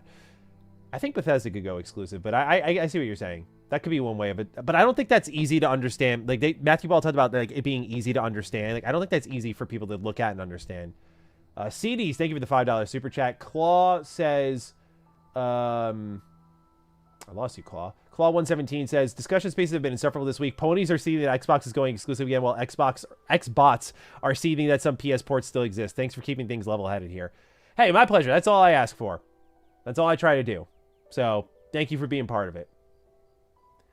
Nico says, I agree with the last super. People need to chill. Yeah, I mean, I don't get the whole venomosity in gaming at times, bro. I get very passionate, but I don't think I get disrespectful with it. And you guys can tell me if I'm wrong, but like, I don't know. That's the only thing I ask for is just like, just good conversation exists. Just be cool with one another, you know? But That's not the world we live in right now. Catholic Shrimp says both Persona 4 and Fable are coming out at the same time. Which would you play first? Leaning towards Persona 4 for myself. Probably Fable, to be honest with you. I've played Persona 4 multiple times. It's definitely high priority, though. Like, it's getting played, but, like, Fable's new. You know, I want to prioritize Fable. Iron Rook. I wasn't even really using Game Pass. I was subscribed to support a good value proposition for the ecosystem. I canceled after that absurd price hike. There you go. You lost a customer like Iron Rook. You lost a good dude like that. Come on now. Can't do that. Death Proof says, did you already talk about Dragon's Dogma 2 Dark Arisen being announced? I did. I'm very excited about it. I gotta, like, watch the trailer in depth as in, like, break down the more narrative stuff. But the new snow biome looks fucking awesome. New bosses, new equipment, new abilities. It looks so good. Looks so good. I can't wait. Another reason to skip GTA. Just saying. Icecap Lord says, alongside the quote about rethinking Helix, I hope they know exclusives don't work on a $1,000 box. The limited audience can't grow if the barrier is high. Yeah, like, we got to talk about the, like, you got to get to 500. I don't think you can with this new system, but I think people have shown there's a limit to how much they want to adopt hardware. Like, we need to get back to the Game Boy Advance Micro days where you could, like, buy a little toy and that would play all your games. It was awesome. Let's chat M with J. I feel like Asha cares about what happens to Xbox and it feels so different. I think the Helix could be really big if they can get the price down. I think they will make a lot of single-player games exclusive for it. Yeah, I mean, if they can get the price down, they have all the reason in the world to go all in on exclusivity. I think that might be one of the things holding them back is, like, it doesn't matter how great your games are if your box is over $1,000.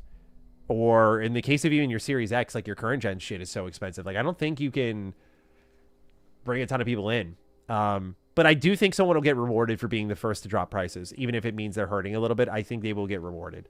And maybe Xbox sees something in that. But fuck AI. Thank you for your generous super chat, M&J. Appreciate you. Zen just says, answer the call. Have a ball. Thoughts? Oh, no. Matt Booty was the guy who said, let's spend Sony out of business. I don't know. That dog has some fight left in him. I think we're going back to the 360 era. I'd be curious to know how Matt Booty feels about it all right now. Because this dude's been, like, jerked around from, like, leadership team to leadership team. Does he actually feel that way, or is he just kind of taking marching orders? Is he a company guy? I don't know. I'd be very interested to see what he truly feels. Because he was championing multiplat just like he was championing let's spend Sony out of business. So, I don't really know how this guy feels. This feels almost like they're going full OG Xbox mode. Just got to force their foot in the door again with a better product, even if it costs them. Yeah, I mean, that's what got me in the door when I was a kid. I thought OG Xbox was the shit. I still do. Matty, how do you think Xbox is supposed to reduce the cost of the next console? I don't know. My only theory was, like, AI. Like, I really do. I mean, we'll talk about that with the Asha Sharma interview we're going to watch together next. But my theory was, again, AI. Like, I just feel like that's got to be, like, a part of the puzzle. Like, with how they're using upscaling tech for the ROG Ally. And just, like, leaning into that, and they're leaning they're cutting off their Copilot business and focusing more of their AI on things like neural processing. Like, I feel that's the only thing I can come up with for you guys. I don't have a good idea outside of that. I'm frankly very clueless on hardware stuff, so it's the best I can think of. I don't know if they got, like, a good manufacturing deal as well. It's tough to say. DJ says, I'm more of a PlayStation guy, but got my first Xbox 2 years ago and was sad when they were putting games on PS5 right when I got the Series X. I'm happy they're making my investment feel more worth it. Well, yeah, there's that too. Yeah, for the people who are already there, you know, as I said before, it's about user retention. So making people feel like they made a good purchase. I certainly didn't feel like I made a good purchase mid-gen. Jad X70. If Microsoft had balls, they would make it $3.99 and force Sony's hand. Sony would be like, cool, you guys are going out of business. They'd be like, cool, you guys are just going to, like, not make any money off of hardware at all. You're not even going to come close to breaking even. You're going to need to have, like, every user who buys your console buy, like, 5 to 6 games to get close to breaking even. I'm sure Sony would love if Xbox did that, to tell you the truth. C to the A says, I only found out recently about the hidden ending with Dragon's Dogma 2 and it had my jaw on the floor. Yeah, dude, I'm telling you, bro. People sleep on Dragon's Dogma 2. I'm tired of the slander. Now, Dark Arisen will clear that all up. No doubt about it, but I thought Dragon's Dogma 2 cooked. Is Fallout 3 remake an exclusive? I didn't think of that, bro. It's a remake. I don't know. I don't think you can. I don't think they can. I'm gonna trust my gut. I don't think they can. Do you think Blade will be exclusive? Man, this would be such an interesting conversation to have when we actually have an answer, because Blade started out as no platforms announced. People were like, how do you announce finally your first Marvel game and it's not even exclusive? You're not like, how do you do that? I was even annoyed. I was like, what are you guys fucking doing? And then this is like right before they went full multi-plat. So it's a Marvel game. Are there platform commitments that they have to satisfy is another question. Do I think though it'll be exclusive? It's Marvel, bro. I feel like if you're gonna go exclusive, like you gotta get. The thing is, they're not using their main polls right now, so I don't know. I'm like, I think it would make sense, but so would Fable, and they're not doing that. So tough to say, but I think Blade has to be exclusive. Xbox could lean into Game Pass to sell consoles. They could treat it like phones where you just pay the service fee and phone until it's paid off. They kind of did that. I mean, one of the good things that Phil Spencer did was the Xbox All Access plan, where it was like, buy Xbox console interest-free, $45 a month or something like that, get Game Pass with it, and you were good to go. So you could just start gaming for like $45 basically day of. And I thought that was a really good thing. So they've kind of tried that. I think they could get back to that. That's actually a good thing you brought that up. The All Access thing is something they could do to get pricing down. Tokon is exclusive. Good point. Yeah, PlayStation knows the value of Marvel. Booty sold Midway. He's a grade A company guy. I always forget he's got that Midway background. That dude's probably swimming in cash, bro. Like, major Xbox executive, sold Midway. Like, fuck, bro. Bigfart.com. What's your number one game in your backlog?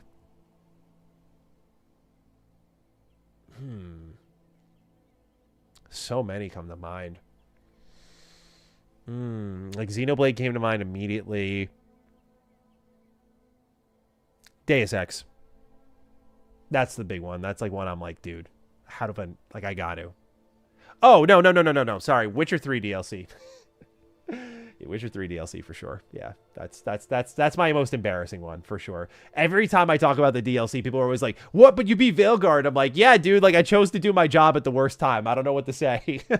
Think they'll take a loss on the Helix to expand the player base. It may be worth it. This is the part of the conversation I don't think a lot of people are getting into enough. Like, I don't know if I missed something, and I'm being sincere about it. I don't know if I missed something, but hardware never had to make profit. It was always sold at a loss. It's now being sold at such an extreme loss that prices are going up. Like, I get all of that. But everyone's always saying, like, no, they got to make money on their consoles. And I'm like, no, they don't. Like, they never did. Like, they were okay losing it because they knew you'd buy games on it. And they just needed you to get in on the platform. So could they take a loss? I mean, by default, they should. They need to. I think all these companies need to. I think Nintendo's the only one who doesn't because they're in a good price range. Even after the price hike, I'm like, yeah, sure, whatever.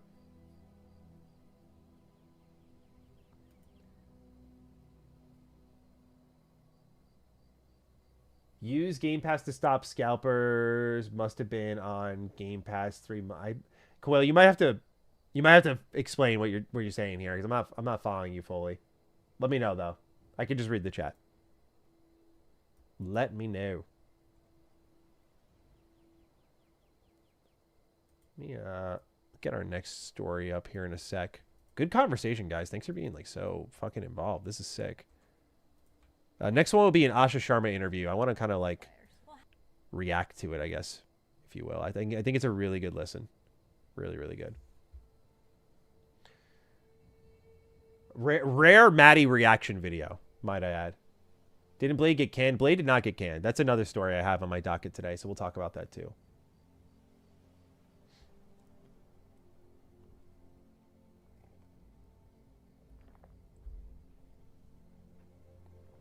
He's saying stop scalpers buying all the consoles by having Game Pass requirement to buy one. Oh, I don't think you do that. I don't know if Quail said use the Steam models to stop scalpers, but Game Pass is better. Oh, that's an interesting approach. Prioritizes the core fan. Yeah, I kind of like that idea. That's interesting. Z-Bat's in the house. Let's go, Z-Bat. Welcome back. They have a lot of interesting options. They have to get very creative with it.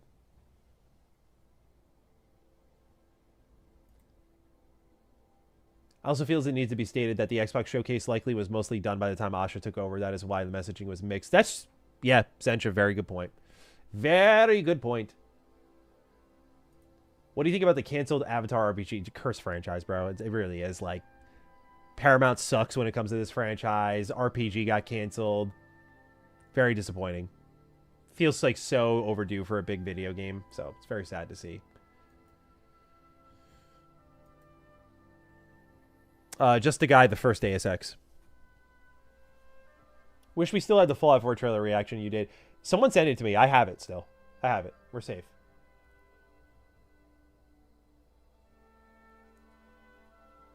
I disagree with Asha inheriting a worse Xbox than Phil. At least Asha had many games in studios to work with. But that's the point, is like, Phil had all of that. He bought all of that and failed to assemble it and instead strangled Xbox with it. And so she's inheriting a fucked Game Pass, a fucked platform, declining interest, terrible optics, confused messaging. You know, we're talking, I mean, and I'm not trying to dog on Phil, but we're talking about a guy that, like, literally said in an email, like, we have the receipt. This guy literally was, like, convinced that Redfall would be one of their big exclusives and do really well. Let me see if I can find it. Hold on. Phil Spencer Redfall leaked email. Let's see if that comes up with anything.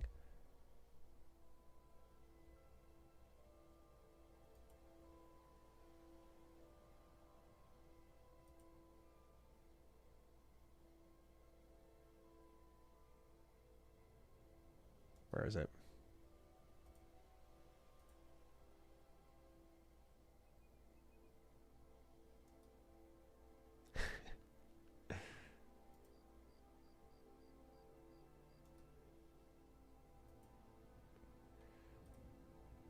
All right, let's see here. I think I got it.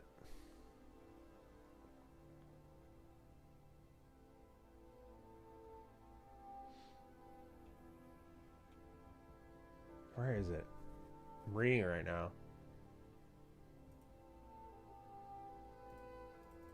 These leaked emails are brutal too. Let me just control F. Redfall. Maybe I'm misremembering.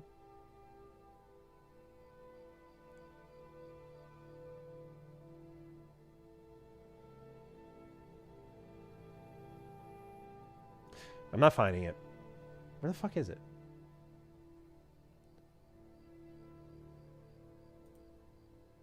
I respect Phil, but that showcase didn't miss him. Yeah. They did end with Matt Booty, though, which I think was a mistake. Should have ended with Asha. With Fable and Halo, the genie was already out of the bottle since they made a lot of noise about releasing them on PS5. Can't go back after that. I don't know. I don't agree fully. Like, I feel like you just, like, fuck it, dude. Like, you know, like, who cares if the guy from 343 looks like a fucking idiot for showing up with his PS5 shirt on? Like, you know, like, I get you guys want to be loud and proud about it, but, like, it's one person. He'll be all right.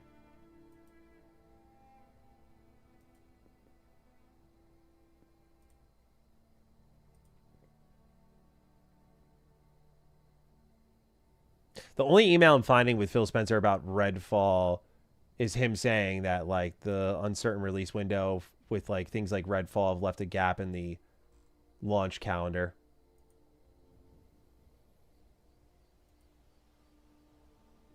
Like, let's see here.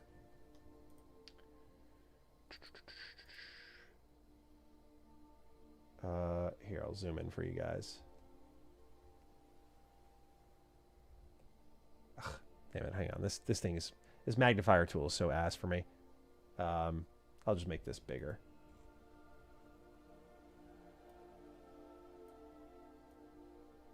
Make it as big as I can. Fuck it.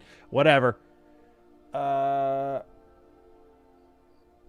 Thanks, Tim. Agree. All hands on deck. I'm going to see if there are any good possibilities beyond this list that will hunt well in Game Pass. But looking at this biggest division, question is if we can get EA or UB to a D&D. We actually have a shot at that now with both of them. We didn't have a year ago, but to fund what we are doing, to have to drive the other parts of the business hard, as you say, nothing is free. Although we'll be brainstorming and working with this as a team. This is for Sarah. Looking for the one from Phil. Well, where's from Phil?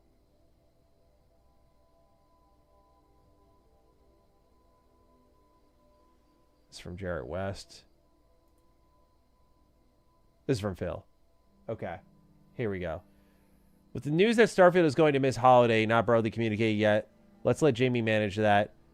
Still not a ton of clarity on launch date of Starfield and of Redfall and Stalker 2 development so impacted by the war in Ukraine. I feel we are in a huge hole with our games lineup, both for platform marketing, differentiation, and our Game Pass content. We keep talking a bit AAA quarter in the service, and it feels like we are going to go through a gap of almost 16 months between big exclusive launches on our platform, Halo Infinite being our last on December 8th, 2021. This is a real disaster situation for us, given we've all invested in content across studios and our Game Pass content fund. We need to learn from this and build the plan forward. Yeah, this is the one. I'm looking for the one where Phil was like mentioning like we have things coming up like Redfall, and like that's looking good for us. I'll find it another time.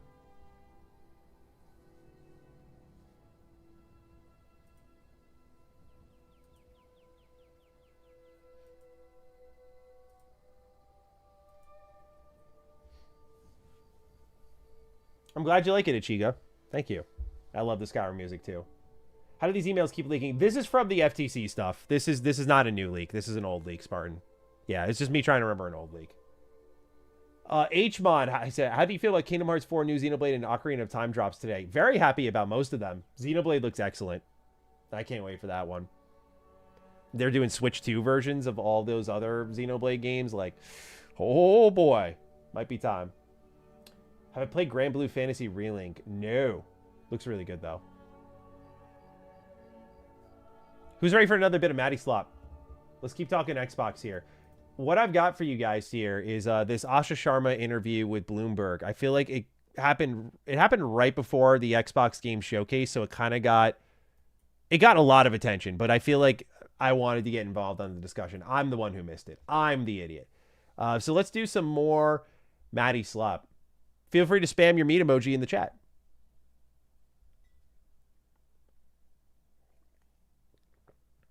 Let's do this. So basically, we're gonna watch along, and we'll pause at certain points and have a conversation. Okay. Ready? Here we go. Ladies and gentlemen, it's time to dive into a conversation between Xbox CEO Asha Sharma and Bloomberg. Now, last time Xbox graced the Bloomberg tech stage was not a pretty situation. It was with Sarah Bond, and she was notably very like distraught and upset. This was with like the multi-platform shift and everything going on. You could tell not prepared, and it just was a really bad look for the brand.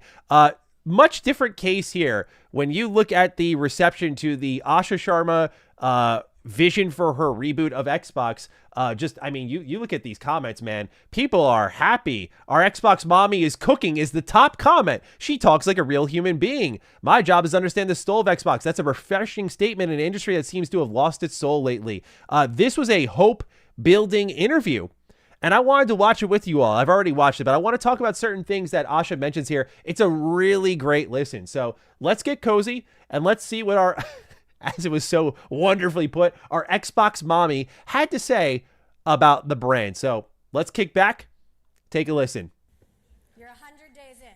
100 days in. It hasn't been uneventful. You haven't wasted a second. Wild. Gamers have gone from saying you were gonna kill... I didn't cook. I didn't cook. I got to turn up the volume. Chat's going to jump on me. I already know it. I haven't seen chat update yet. I got it, guys. I got it. Okay. Ebbett's going to edit that out. Here we go. Okay. Maddie, yeah, Asha may be cooking, but Maddie runs the kitchen. Okay. All right, let's see what the Xbox mommy has to say about everything. Here we go. Xbox to putting your face on Jesus memes. How would you describe the first 100 days? You know, there is nothing that can prepare you for taking on a new role in a new industry, being a first-time CEO, and having hundreds of millions of people having an opinion about you without ever talking to you. That's me she's talking about. That is me she is talking about, bro. Yeah, like I definitely judged Asha very early. Hang on, wait. Someone saying another interview's dropped. Before we're going to restart this slop. I want to check this out real quick. If there's another Asha Sharma interview, I do want to throw this in because that could be a fun little live reaction. Hang on. Asha Sharma interview.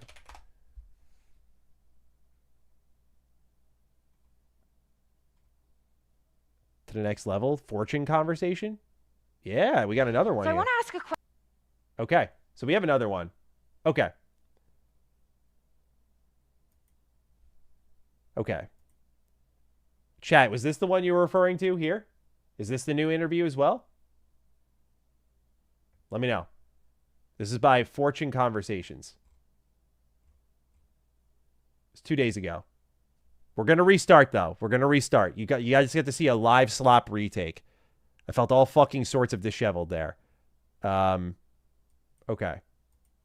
Think we're good. The new one's better. That's the one? Okay. Okay. That will be a more raw reaction. Fuck it. Let's do that. Okay. Let's do that. Thank you, guys. All right. Went from Uncle Phil to Mommy Asha. Hey, man. Fuck it. Why not? Okay. I really like the Bloomberg one. We'll do both in one. Let's just get Tom posted one. Okay, Tom posted one. All right, let's see what Tom Warren posted. Hang on. Sorry, guys. Tom Warren.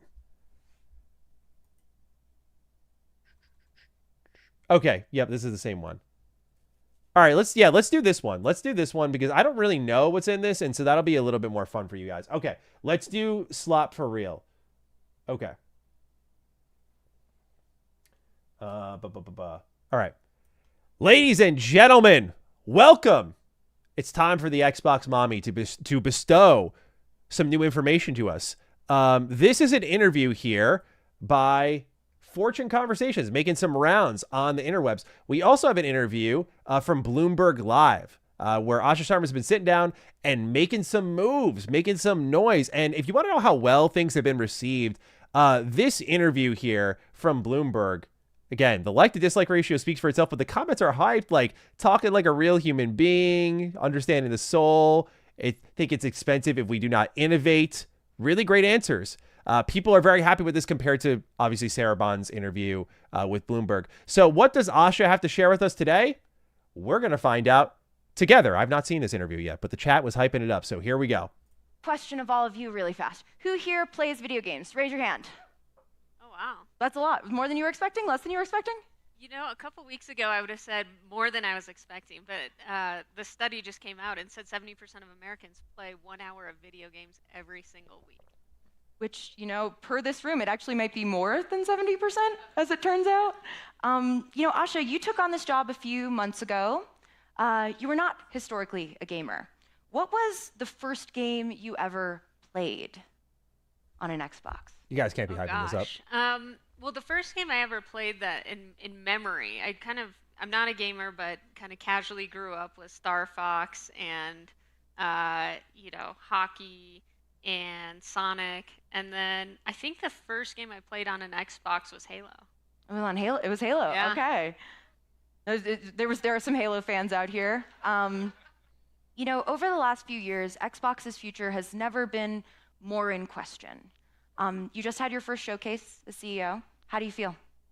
Oh, it was incredible. So Showcase is our annual game show where we show off the trailers and the lineups to come.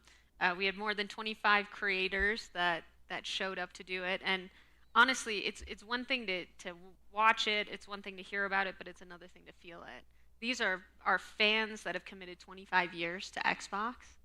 And to see their excitement and to feel the energy for the next 25 years was pretty special. What did you want that showcase to telegraph about Xbox's future? You know, when I took the role about 100 days ago, I talked about my first 100 days was about listening and learning and really understanding what makes Xbox Xbox. And so I made 3 commitments along the way. I wanted to preserve great games. I wanted to be about the return of Xbox, and I wanted to talk about the future of play. And so it was only fitting that my first showcase, we got to really do that, and we had a lot of great games. We had the return of Xbox with the reintroduction of 2 new exclusives, as well as a new special edition 25th anniversary console. And it was just such a wonderful environment to bring everybody together. Now, one thing about your tenure is that you have killed a lot of things fast. The This Is an Xbox campaign, Copilot, it seems like the mobile store might be in flux. What's the pattern? Look, I think that clarity is kindness. And so as I'm learning, I'm trying to be decisive about the things that we need to invest in, the things we need to prioritize, and the things that don't represent our brand. And we're doing that as fast as we can. There's still seams in that as we go, but it's starting to really create a direction for the team to understand the principles in which we stand for, how we make decisions, to really have all of them go follow that same path. Now, this wasn't something you killed, but it was a cut. You did drop prices on Game Pass, longtime Xbox pillar. What went into that decision? Look, I think Game Pass is at the heart of gaming. It's the way that players can access a lot of catalogs, day one content, great experiences with us, and we had raised the price. This might not be a Matty Slop video, FYI. I have nothing to say right now. So we might just have to pivot back to Bloomberg. All right. So we might do a third take. It had just simply I've never done that before. Unaffordable, and so. Still, I'll listen to this in full. We'll see what we get out of it. Players and the offering as we went through with that, and we're starting to see a return to growth. We're starting to see more subscribers. We're starting to see, more importantly, better retention, and we've got more work to do. So we'll be doing more this summer in order to create more flexible offerings to meet all the types of players that we have, and we'll continue to iterate on that. Now, who here considers themselves an Xbox fan? Raise your hand. Okay, so there's some very enthusiastic hands out there. You, like me, maybe have been on Xbox Reddit recently then, where people are saying things like, when do we put up the statue of Asha? There's definitely a sense you've turned the narrative around on Xbox. But what has truly changed in these first few months, and what still needs to evolve? Look, I think that I've had the opportunity to take a look at everything with. She's just given much more interesting answers on Bloomberg, so that's why I'm like. The team is putting a lot of wins on the board, starting with our players. We have one of our operating principles is that we earn every single player, and so we've shipped more in the last few months on our platform than we have in the last year. We've been able to see a return to growth on Game Pass. We had some great games. Forza was absolutely crushing it. And I think that momentum is really contagious. And we're starting to really go back to some of the core principles that made Xbox great. At the same time, we know that the industry at large is going through a lot of headwinds. This is the reaction content I will be uploading on Matty Slop. Me just staring blankly at the screen. There's compression happening at almost every level of the stack. And there's a new generation that plays very differently than the core generation. And so we've had a great 100 days. We've begun to revive Xbox, and the next 100 days is about resetting Xbox. To that end, the narrative is shifted, but the numbers are tough. Gaming revenue down, but hardware revenue down 33%. You've previously said you can't raise prices through the crisis, but you also have memory storage shortages to contend with. This could be an answer I might have something to say. And they are driving up prices across the industry. How do you think about balancing that? And does that limit growth potential for consoles? Yeah, look, it's going to, in all of these spaces, there are no silver bullets. That silver on her jacket is like shining, bro. Holy shit. Execute in days, but expect that it will take a while to show up on the scoreboard. Look, on hardware. I was talking when she was giving an answer. Hang on, sorry, I got to go back. This is actually an answer I'm interested in. Sorry. And does that limit growth potential for consoles? Yeah, look, it's going to, in all of these spaces, there are no silver bullets. We will have patience, and we will execute in days, but expect that it will take a while to show up on the scoreboard. Okay. Look, no on magic hardware, we are in a crisis right now. The entire industry is. There's a shortage of memory and storage, and the costs are exponential. They are usually at this point in the generation about 50% of the cost, and we're seeing they're up 2.75x. They're up 50% since I started. They're going to be up effectively 7.5x. And so, yes, pricing is a lever, of course, but we must think about other options as well. We must think about other ways to think about the cost construction of the console. We must think about how we create different plans so more people can participate in the console. We must think about partnerships that will allow us to have better distribution and reach. And we must think about the experiences that we're creating outside of that as well to reach new audiences. What are some things you're considering? Erect the statue. Erect it right now. She's talking like something I've never heard before. I'm a man possessed right now. New plans, new strategies, new partnerships to get the console cheaper. Well now, Asha, well now, can she pull it off? Whoa. Completely enamored in that moment. I was like, whoa. I'd love to see that. Let me I'll reference that one. Let me keep where's my notepad here? Hang on. We need to update the script in real time here, guys. Hang on. Let's see here. What was that timestamp? That was like what, six and a half minutes here? Yeah, she cooked. Yeah, that was about the 5:57 mark. Yeah, we'll do a little combo video. You guys are seeing some real-time work here of the Fortune conversation. Beautiful.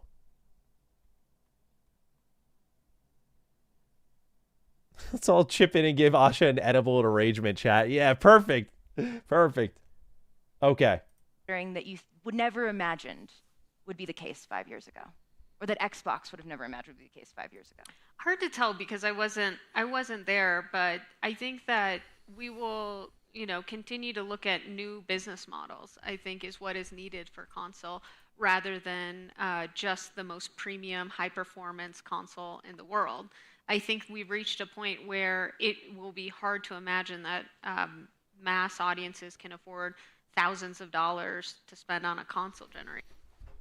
Erect the statue. Are you kidding me? Am I actually hearing a CEO say this in 2026? Asha, I'm about to blush. And so I think we will start to see radically different business models that we never expected start to come into orbit later this year. One of the things that I think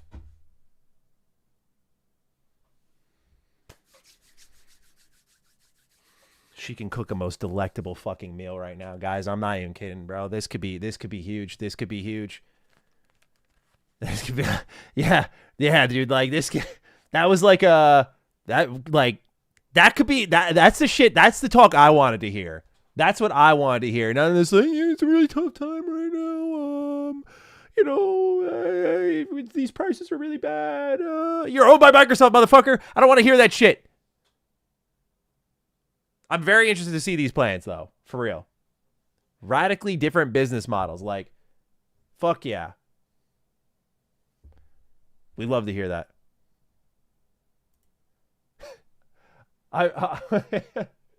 Hold on. How do I show it? There we go. I'm Indian. Asha means hope. There we go. Hope. We love hope. Let's talk about using AI to lower prices. Yeah, that's kind of what I was theorizing. Asha actually talks about making the console cheaper. If this was Phil, he would say we need more smart TVs to support cloud gaming. Bro, I'm going to pull that out in the video. I got to pull this one out in the video. I got to reference this. That's so true. Matt, remember you cautioned against parasocial relationships with Xbox, but yeah, she's very good at public speaking to consumers. She is. I'm obviously having fun with it. Okay, let's continue. Let our Lord and Savior cook. Is really interesting about the business moment you're in is through the prism of something like Project Helix. It's expected to be a top-tier premium offering. There is definitely interest in it, but previously Xbox executives have recently said that it's going to be hard to meet demand. How do you sort of balance that? Yeah, well, we're having a hard time now. There's more demand than there is supply for our Gen 9 console. And I suspect the same will be there with our Gen 10 console. I'm excited about it. It's a console that's also going to allow you to play your PC games. It's going to have backward compatibility. It's going to have leading-edge performance. But there's material work to do to make sure that it is available to the people that want to play. And so we're working on that. To this end, you have warned about a coming crash in consumer electronics. What does that look like in gaming and beyond? Look, I think it's pretty interesting because if you think back, gaming was really the proving ground for compute and AI. So it's pretty interesting that now 25 years later, with the AI infrastructure happening, that we are in this position.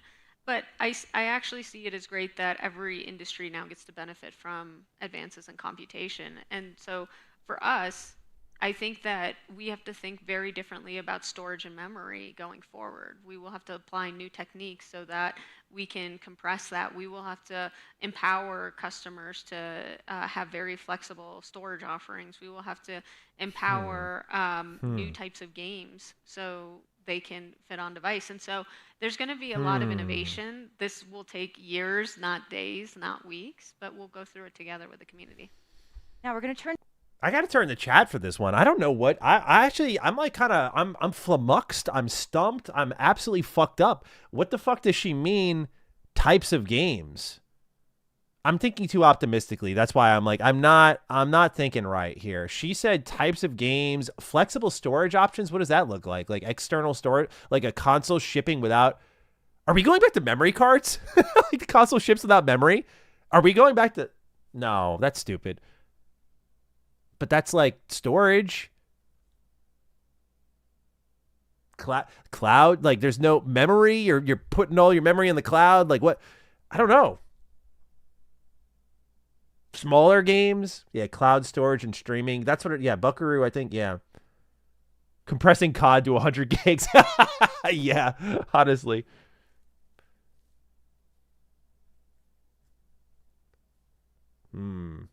Cloud hosted games, renting your computer, flexible storage. Yeah, renting your Xbox is a scary thing. Yeah. 1 versus 100 is back. Cloud saves, smaller size games.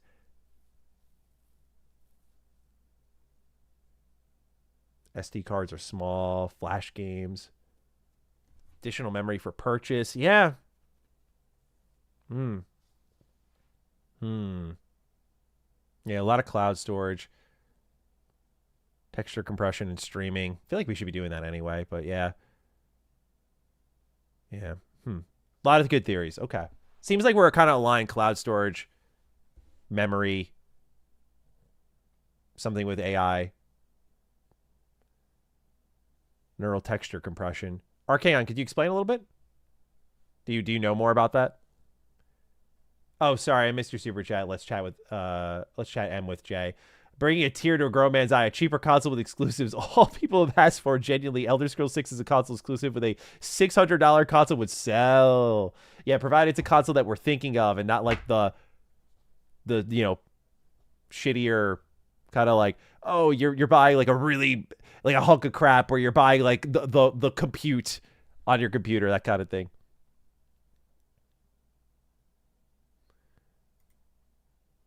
Off the shelf memory. That was something PS5 got right. Yeah. Off the shelf memory, I think, is a good theory. Yeah.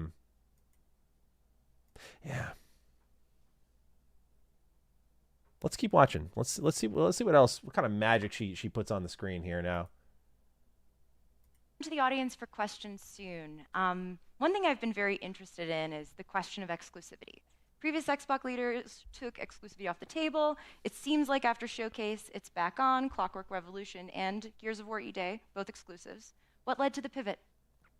Look, I think that we What a confident interview.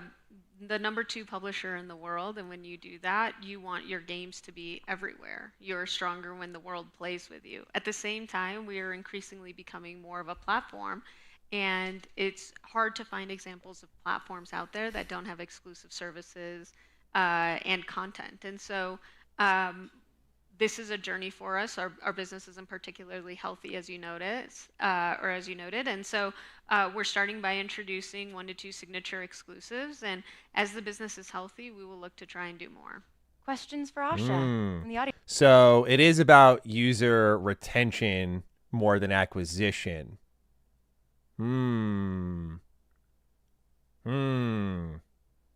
We actually might use this interview for the slot video, dude. I mean, that's a quality 4 minutes right there. Oh, we have a lot of hands. Okay. Hello, in the front here. Your name and who you're with. Oh, we have so many questions for you. Hi, Kathy Hackle, CEO of Future Dynamics. I've got a question for you around world models and kind of the role that gaming plays. You've got, for example, Roblox introducing Roblox Reality, going into video world models. how is Xbox going to start to use the infrastructure of gaming to power the future of AI? Yeah, great question. Oh So God, wait, I just in might terms pop of a too soon. I might pop too soon. This answer could get really scary here. We're not actually recording this one on Charter Wolf. We'll have to like rewatch it, or maybe I'll just I'll spare the chat. I'll probably do this separately as an upload. So you guys, we already bounced around so much, so I'll do this separately. Let's just keep watching together. Already said, for me, I'm very much focused on core before more. At the same time, kind of going back to what I said, AI has always been part of gaming, right? The GPU wasn't invented for researchers. My queen, please, hold thy tongue. You cannot be saying that. Okay. To train neural nets. It was invented for, better spaceships and dragons and better frame rates. And so in many ways, I think that gaming will continue to lead the way on a lot of this technology. Look, coming from the AI world before this, a bit of a different point of view. I don't believe world models will replace AAA games. But she said, hang on. I believe that AI can certainly invent a new genre of games, but they're just going to be different. If you think about GitHub Copilot or Codex or Claude Code, you can maybe single shot a vampire survivor game because the parameters are pretty defined and understood. But when it comes to economies and matchmaking and social dynamics, this is a systems problem, not a content problem. And in my first 100 days, I've really come to appreciate the depth and the complexity of art. And so I think AI will be really important in production pipelines and prototyping and things like that. I think it will be really important for new forms of content that come up. But I don't necessarily see world models being the replacement for 50 to 80 hours of gameplay in a really complex universe that gets created in AAA. A quick follow.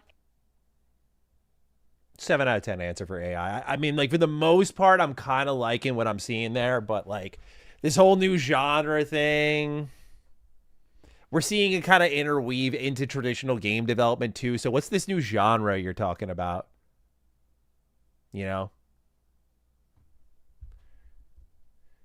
Next target is to leave Steam, real exclusivity. The platform's got to grow a lot more, but I see where your head's at. I do respect that.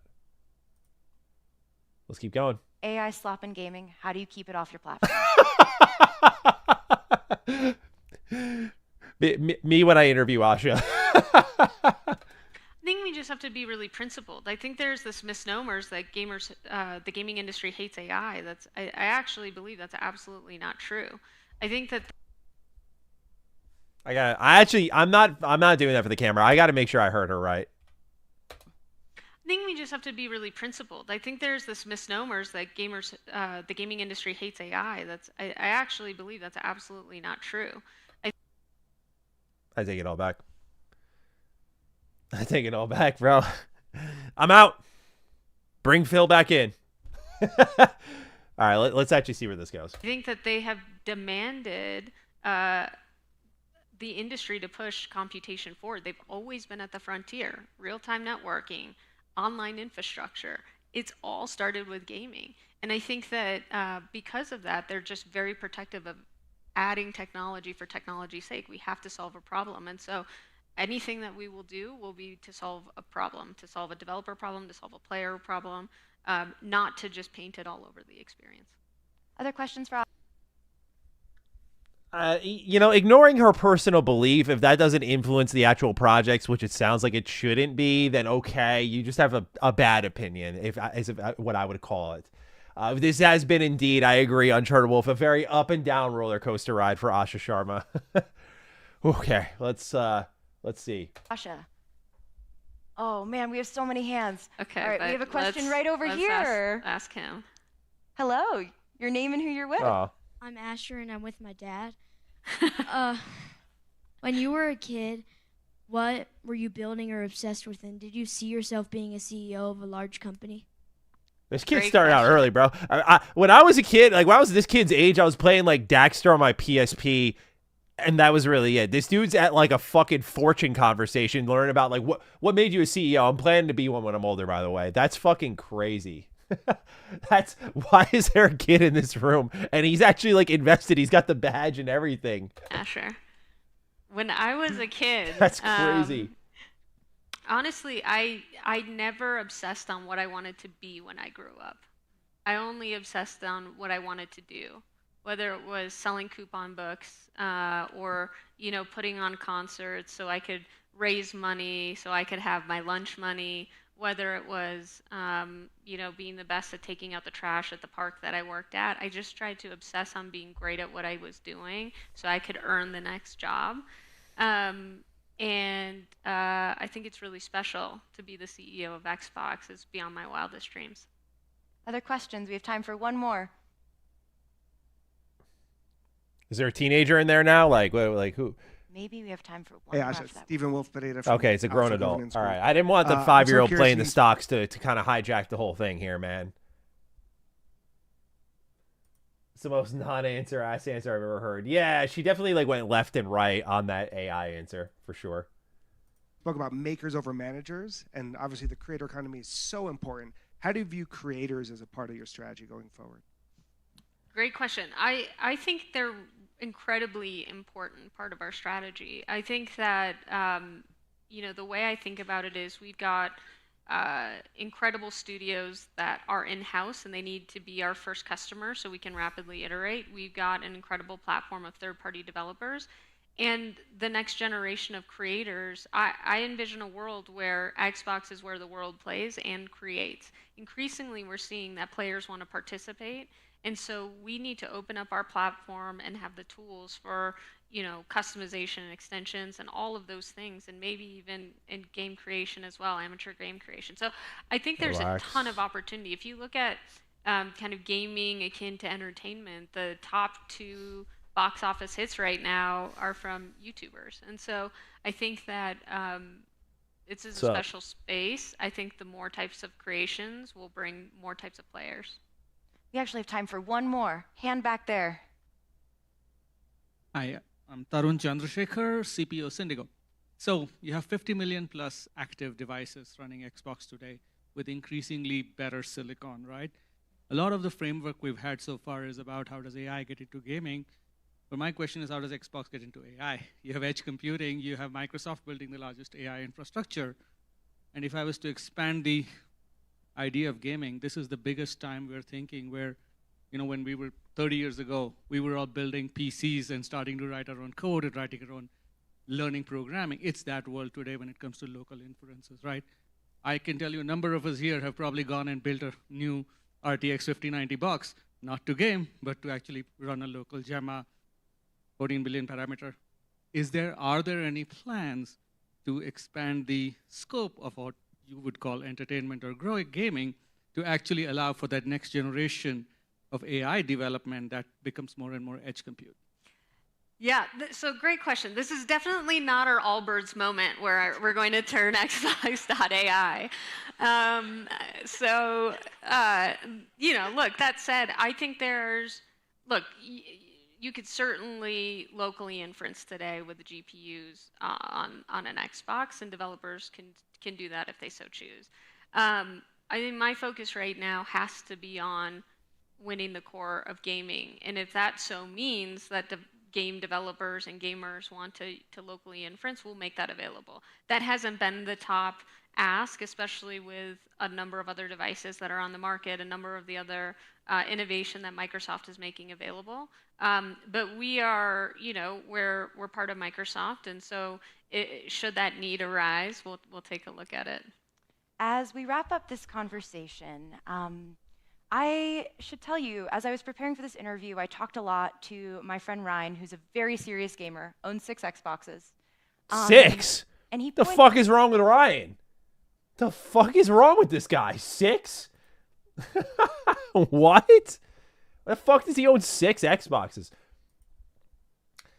I thought the problem with AI was Gen AI. Since when did it start hating its implementation altogether? Workflow improvements are a win, right? They are. It's just that what's happening is a lot of companies are saying like, oh, yeah, dude, like, it's just a placeholder. And then when it gets in and they're like, oh, it was an accident. They're trying to see what they can get by with. A lot of developers are sneaky with that. It out to me, 25th anniversary, coming up in November. And gaming is so identity driven. So what does it mean to be, as opposed to a PlayStation player or a Nintendo gamer, what does it mean to be an Xbox gamer today? Look, I'm still Pain. getting to know our community. It's vast and it's really special. Pain, but the suffering, thing that I've really come to uncertainty. appreciate about Xbox in my first 100 days is it's always been a bit different. Like Emotions. The players and the teams have always dared to do something no one else did. They put an Ethernet on the Xbox before anyone believed in online gaming. We launched Xbox Live before people understood social.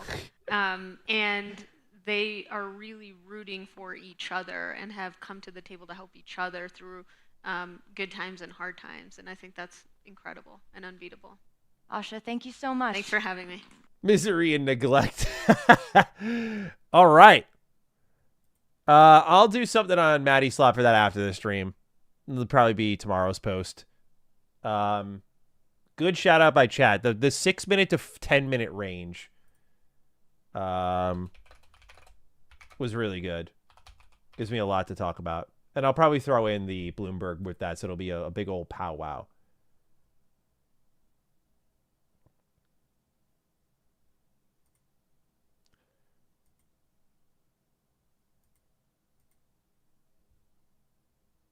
Let's see here.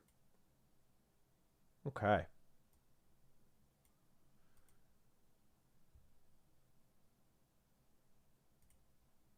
Gaming should absolutely not be your identity. Well, yeah. I mean, you see how like Xbox fans reacted when they went multi-platform. It like destroyed their whole identity. It was pretty brutal. So I agree with that. 3 minutes of me just staring. Yeah, I know. I'm an intense listener. What can I say? It's one of my stronger qualities. 14 teraslops. It's a hobby. Leave it at that. Yeah, facts. Always a room full of people that haven't played a game since Pong.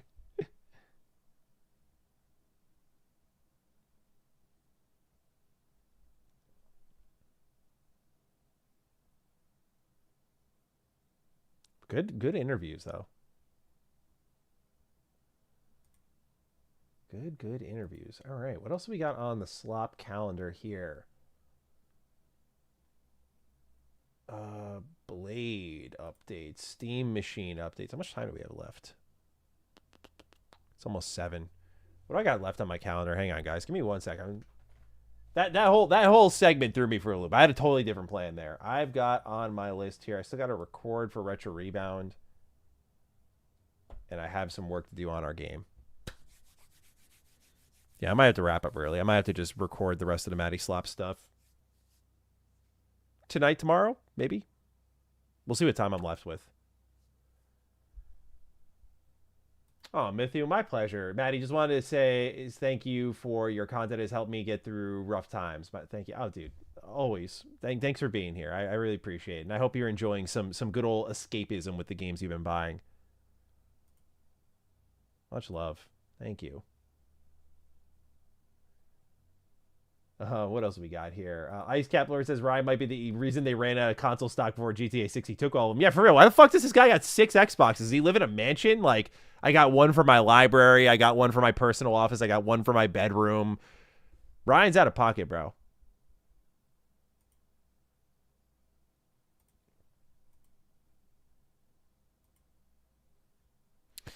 Yeah, unfortunately, I think I'm going to have to bounce just because I managed this stream terribly, but I had so much fun, so who gives a fuck? I'll have to record the rest of the slop stuff separately tomorrow or something just because I'm running out of time here where I don't know how long my engine work will take. It could take me all of like an hour or it could take me the rest of my night. So we'll see. But it was good at least to get one slop video in the tank. So we got that down. But I'll be back on Friday. That is the plan. So we're back to our usual schedule every Tuesday and Friday. We stream the news.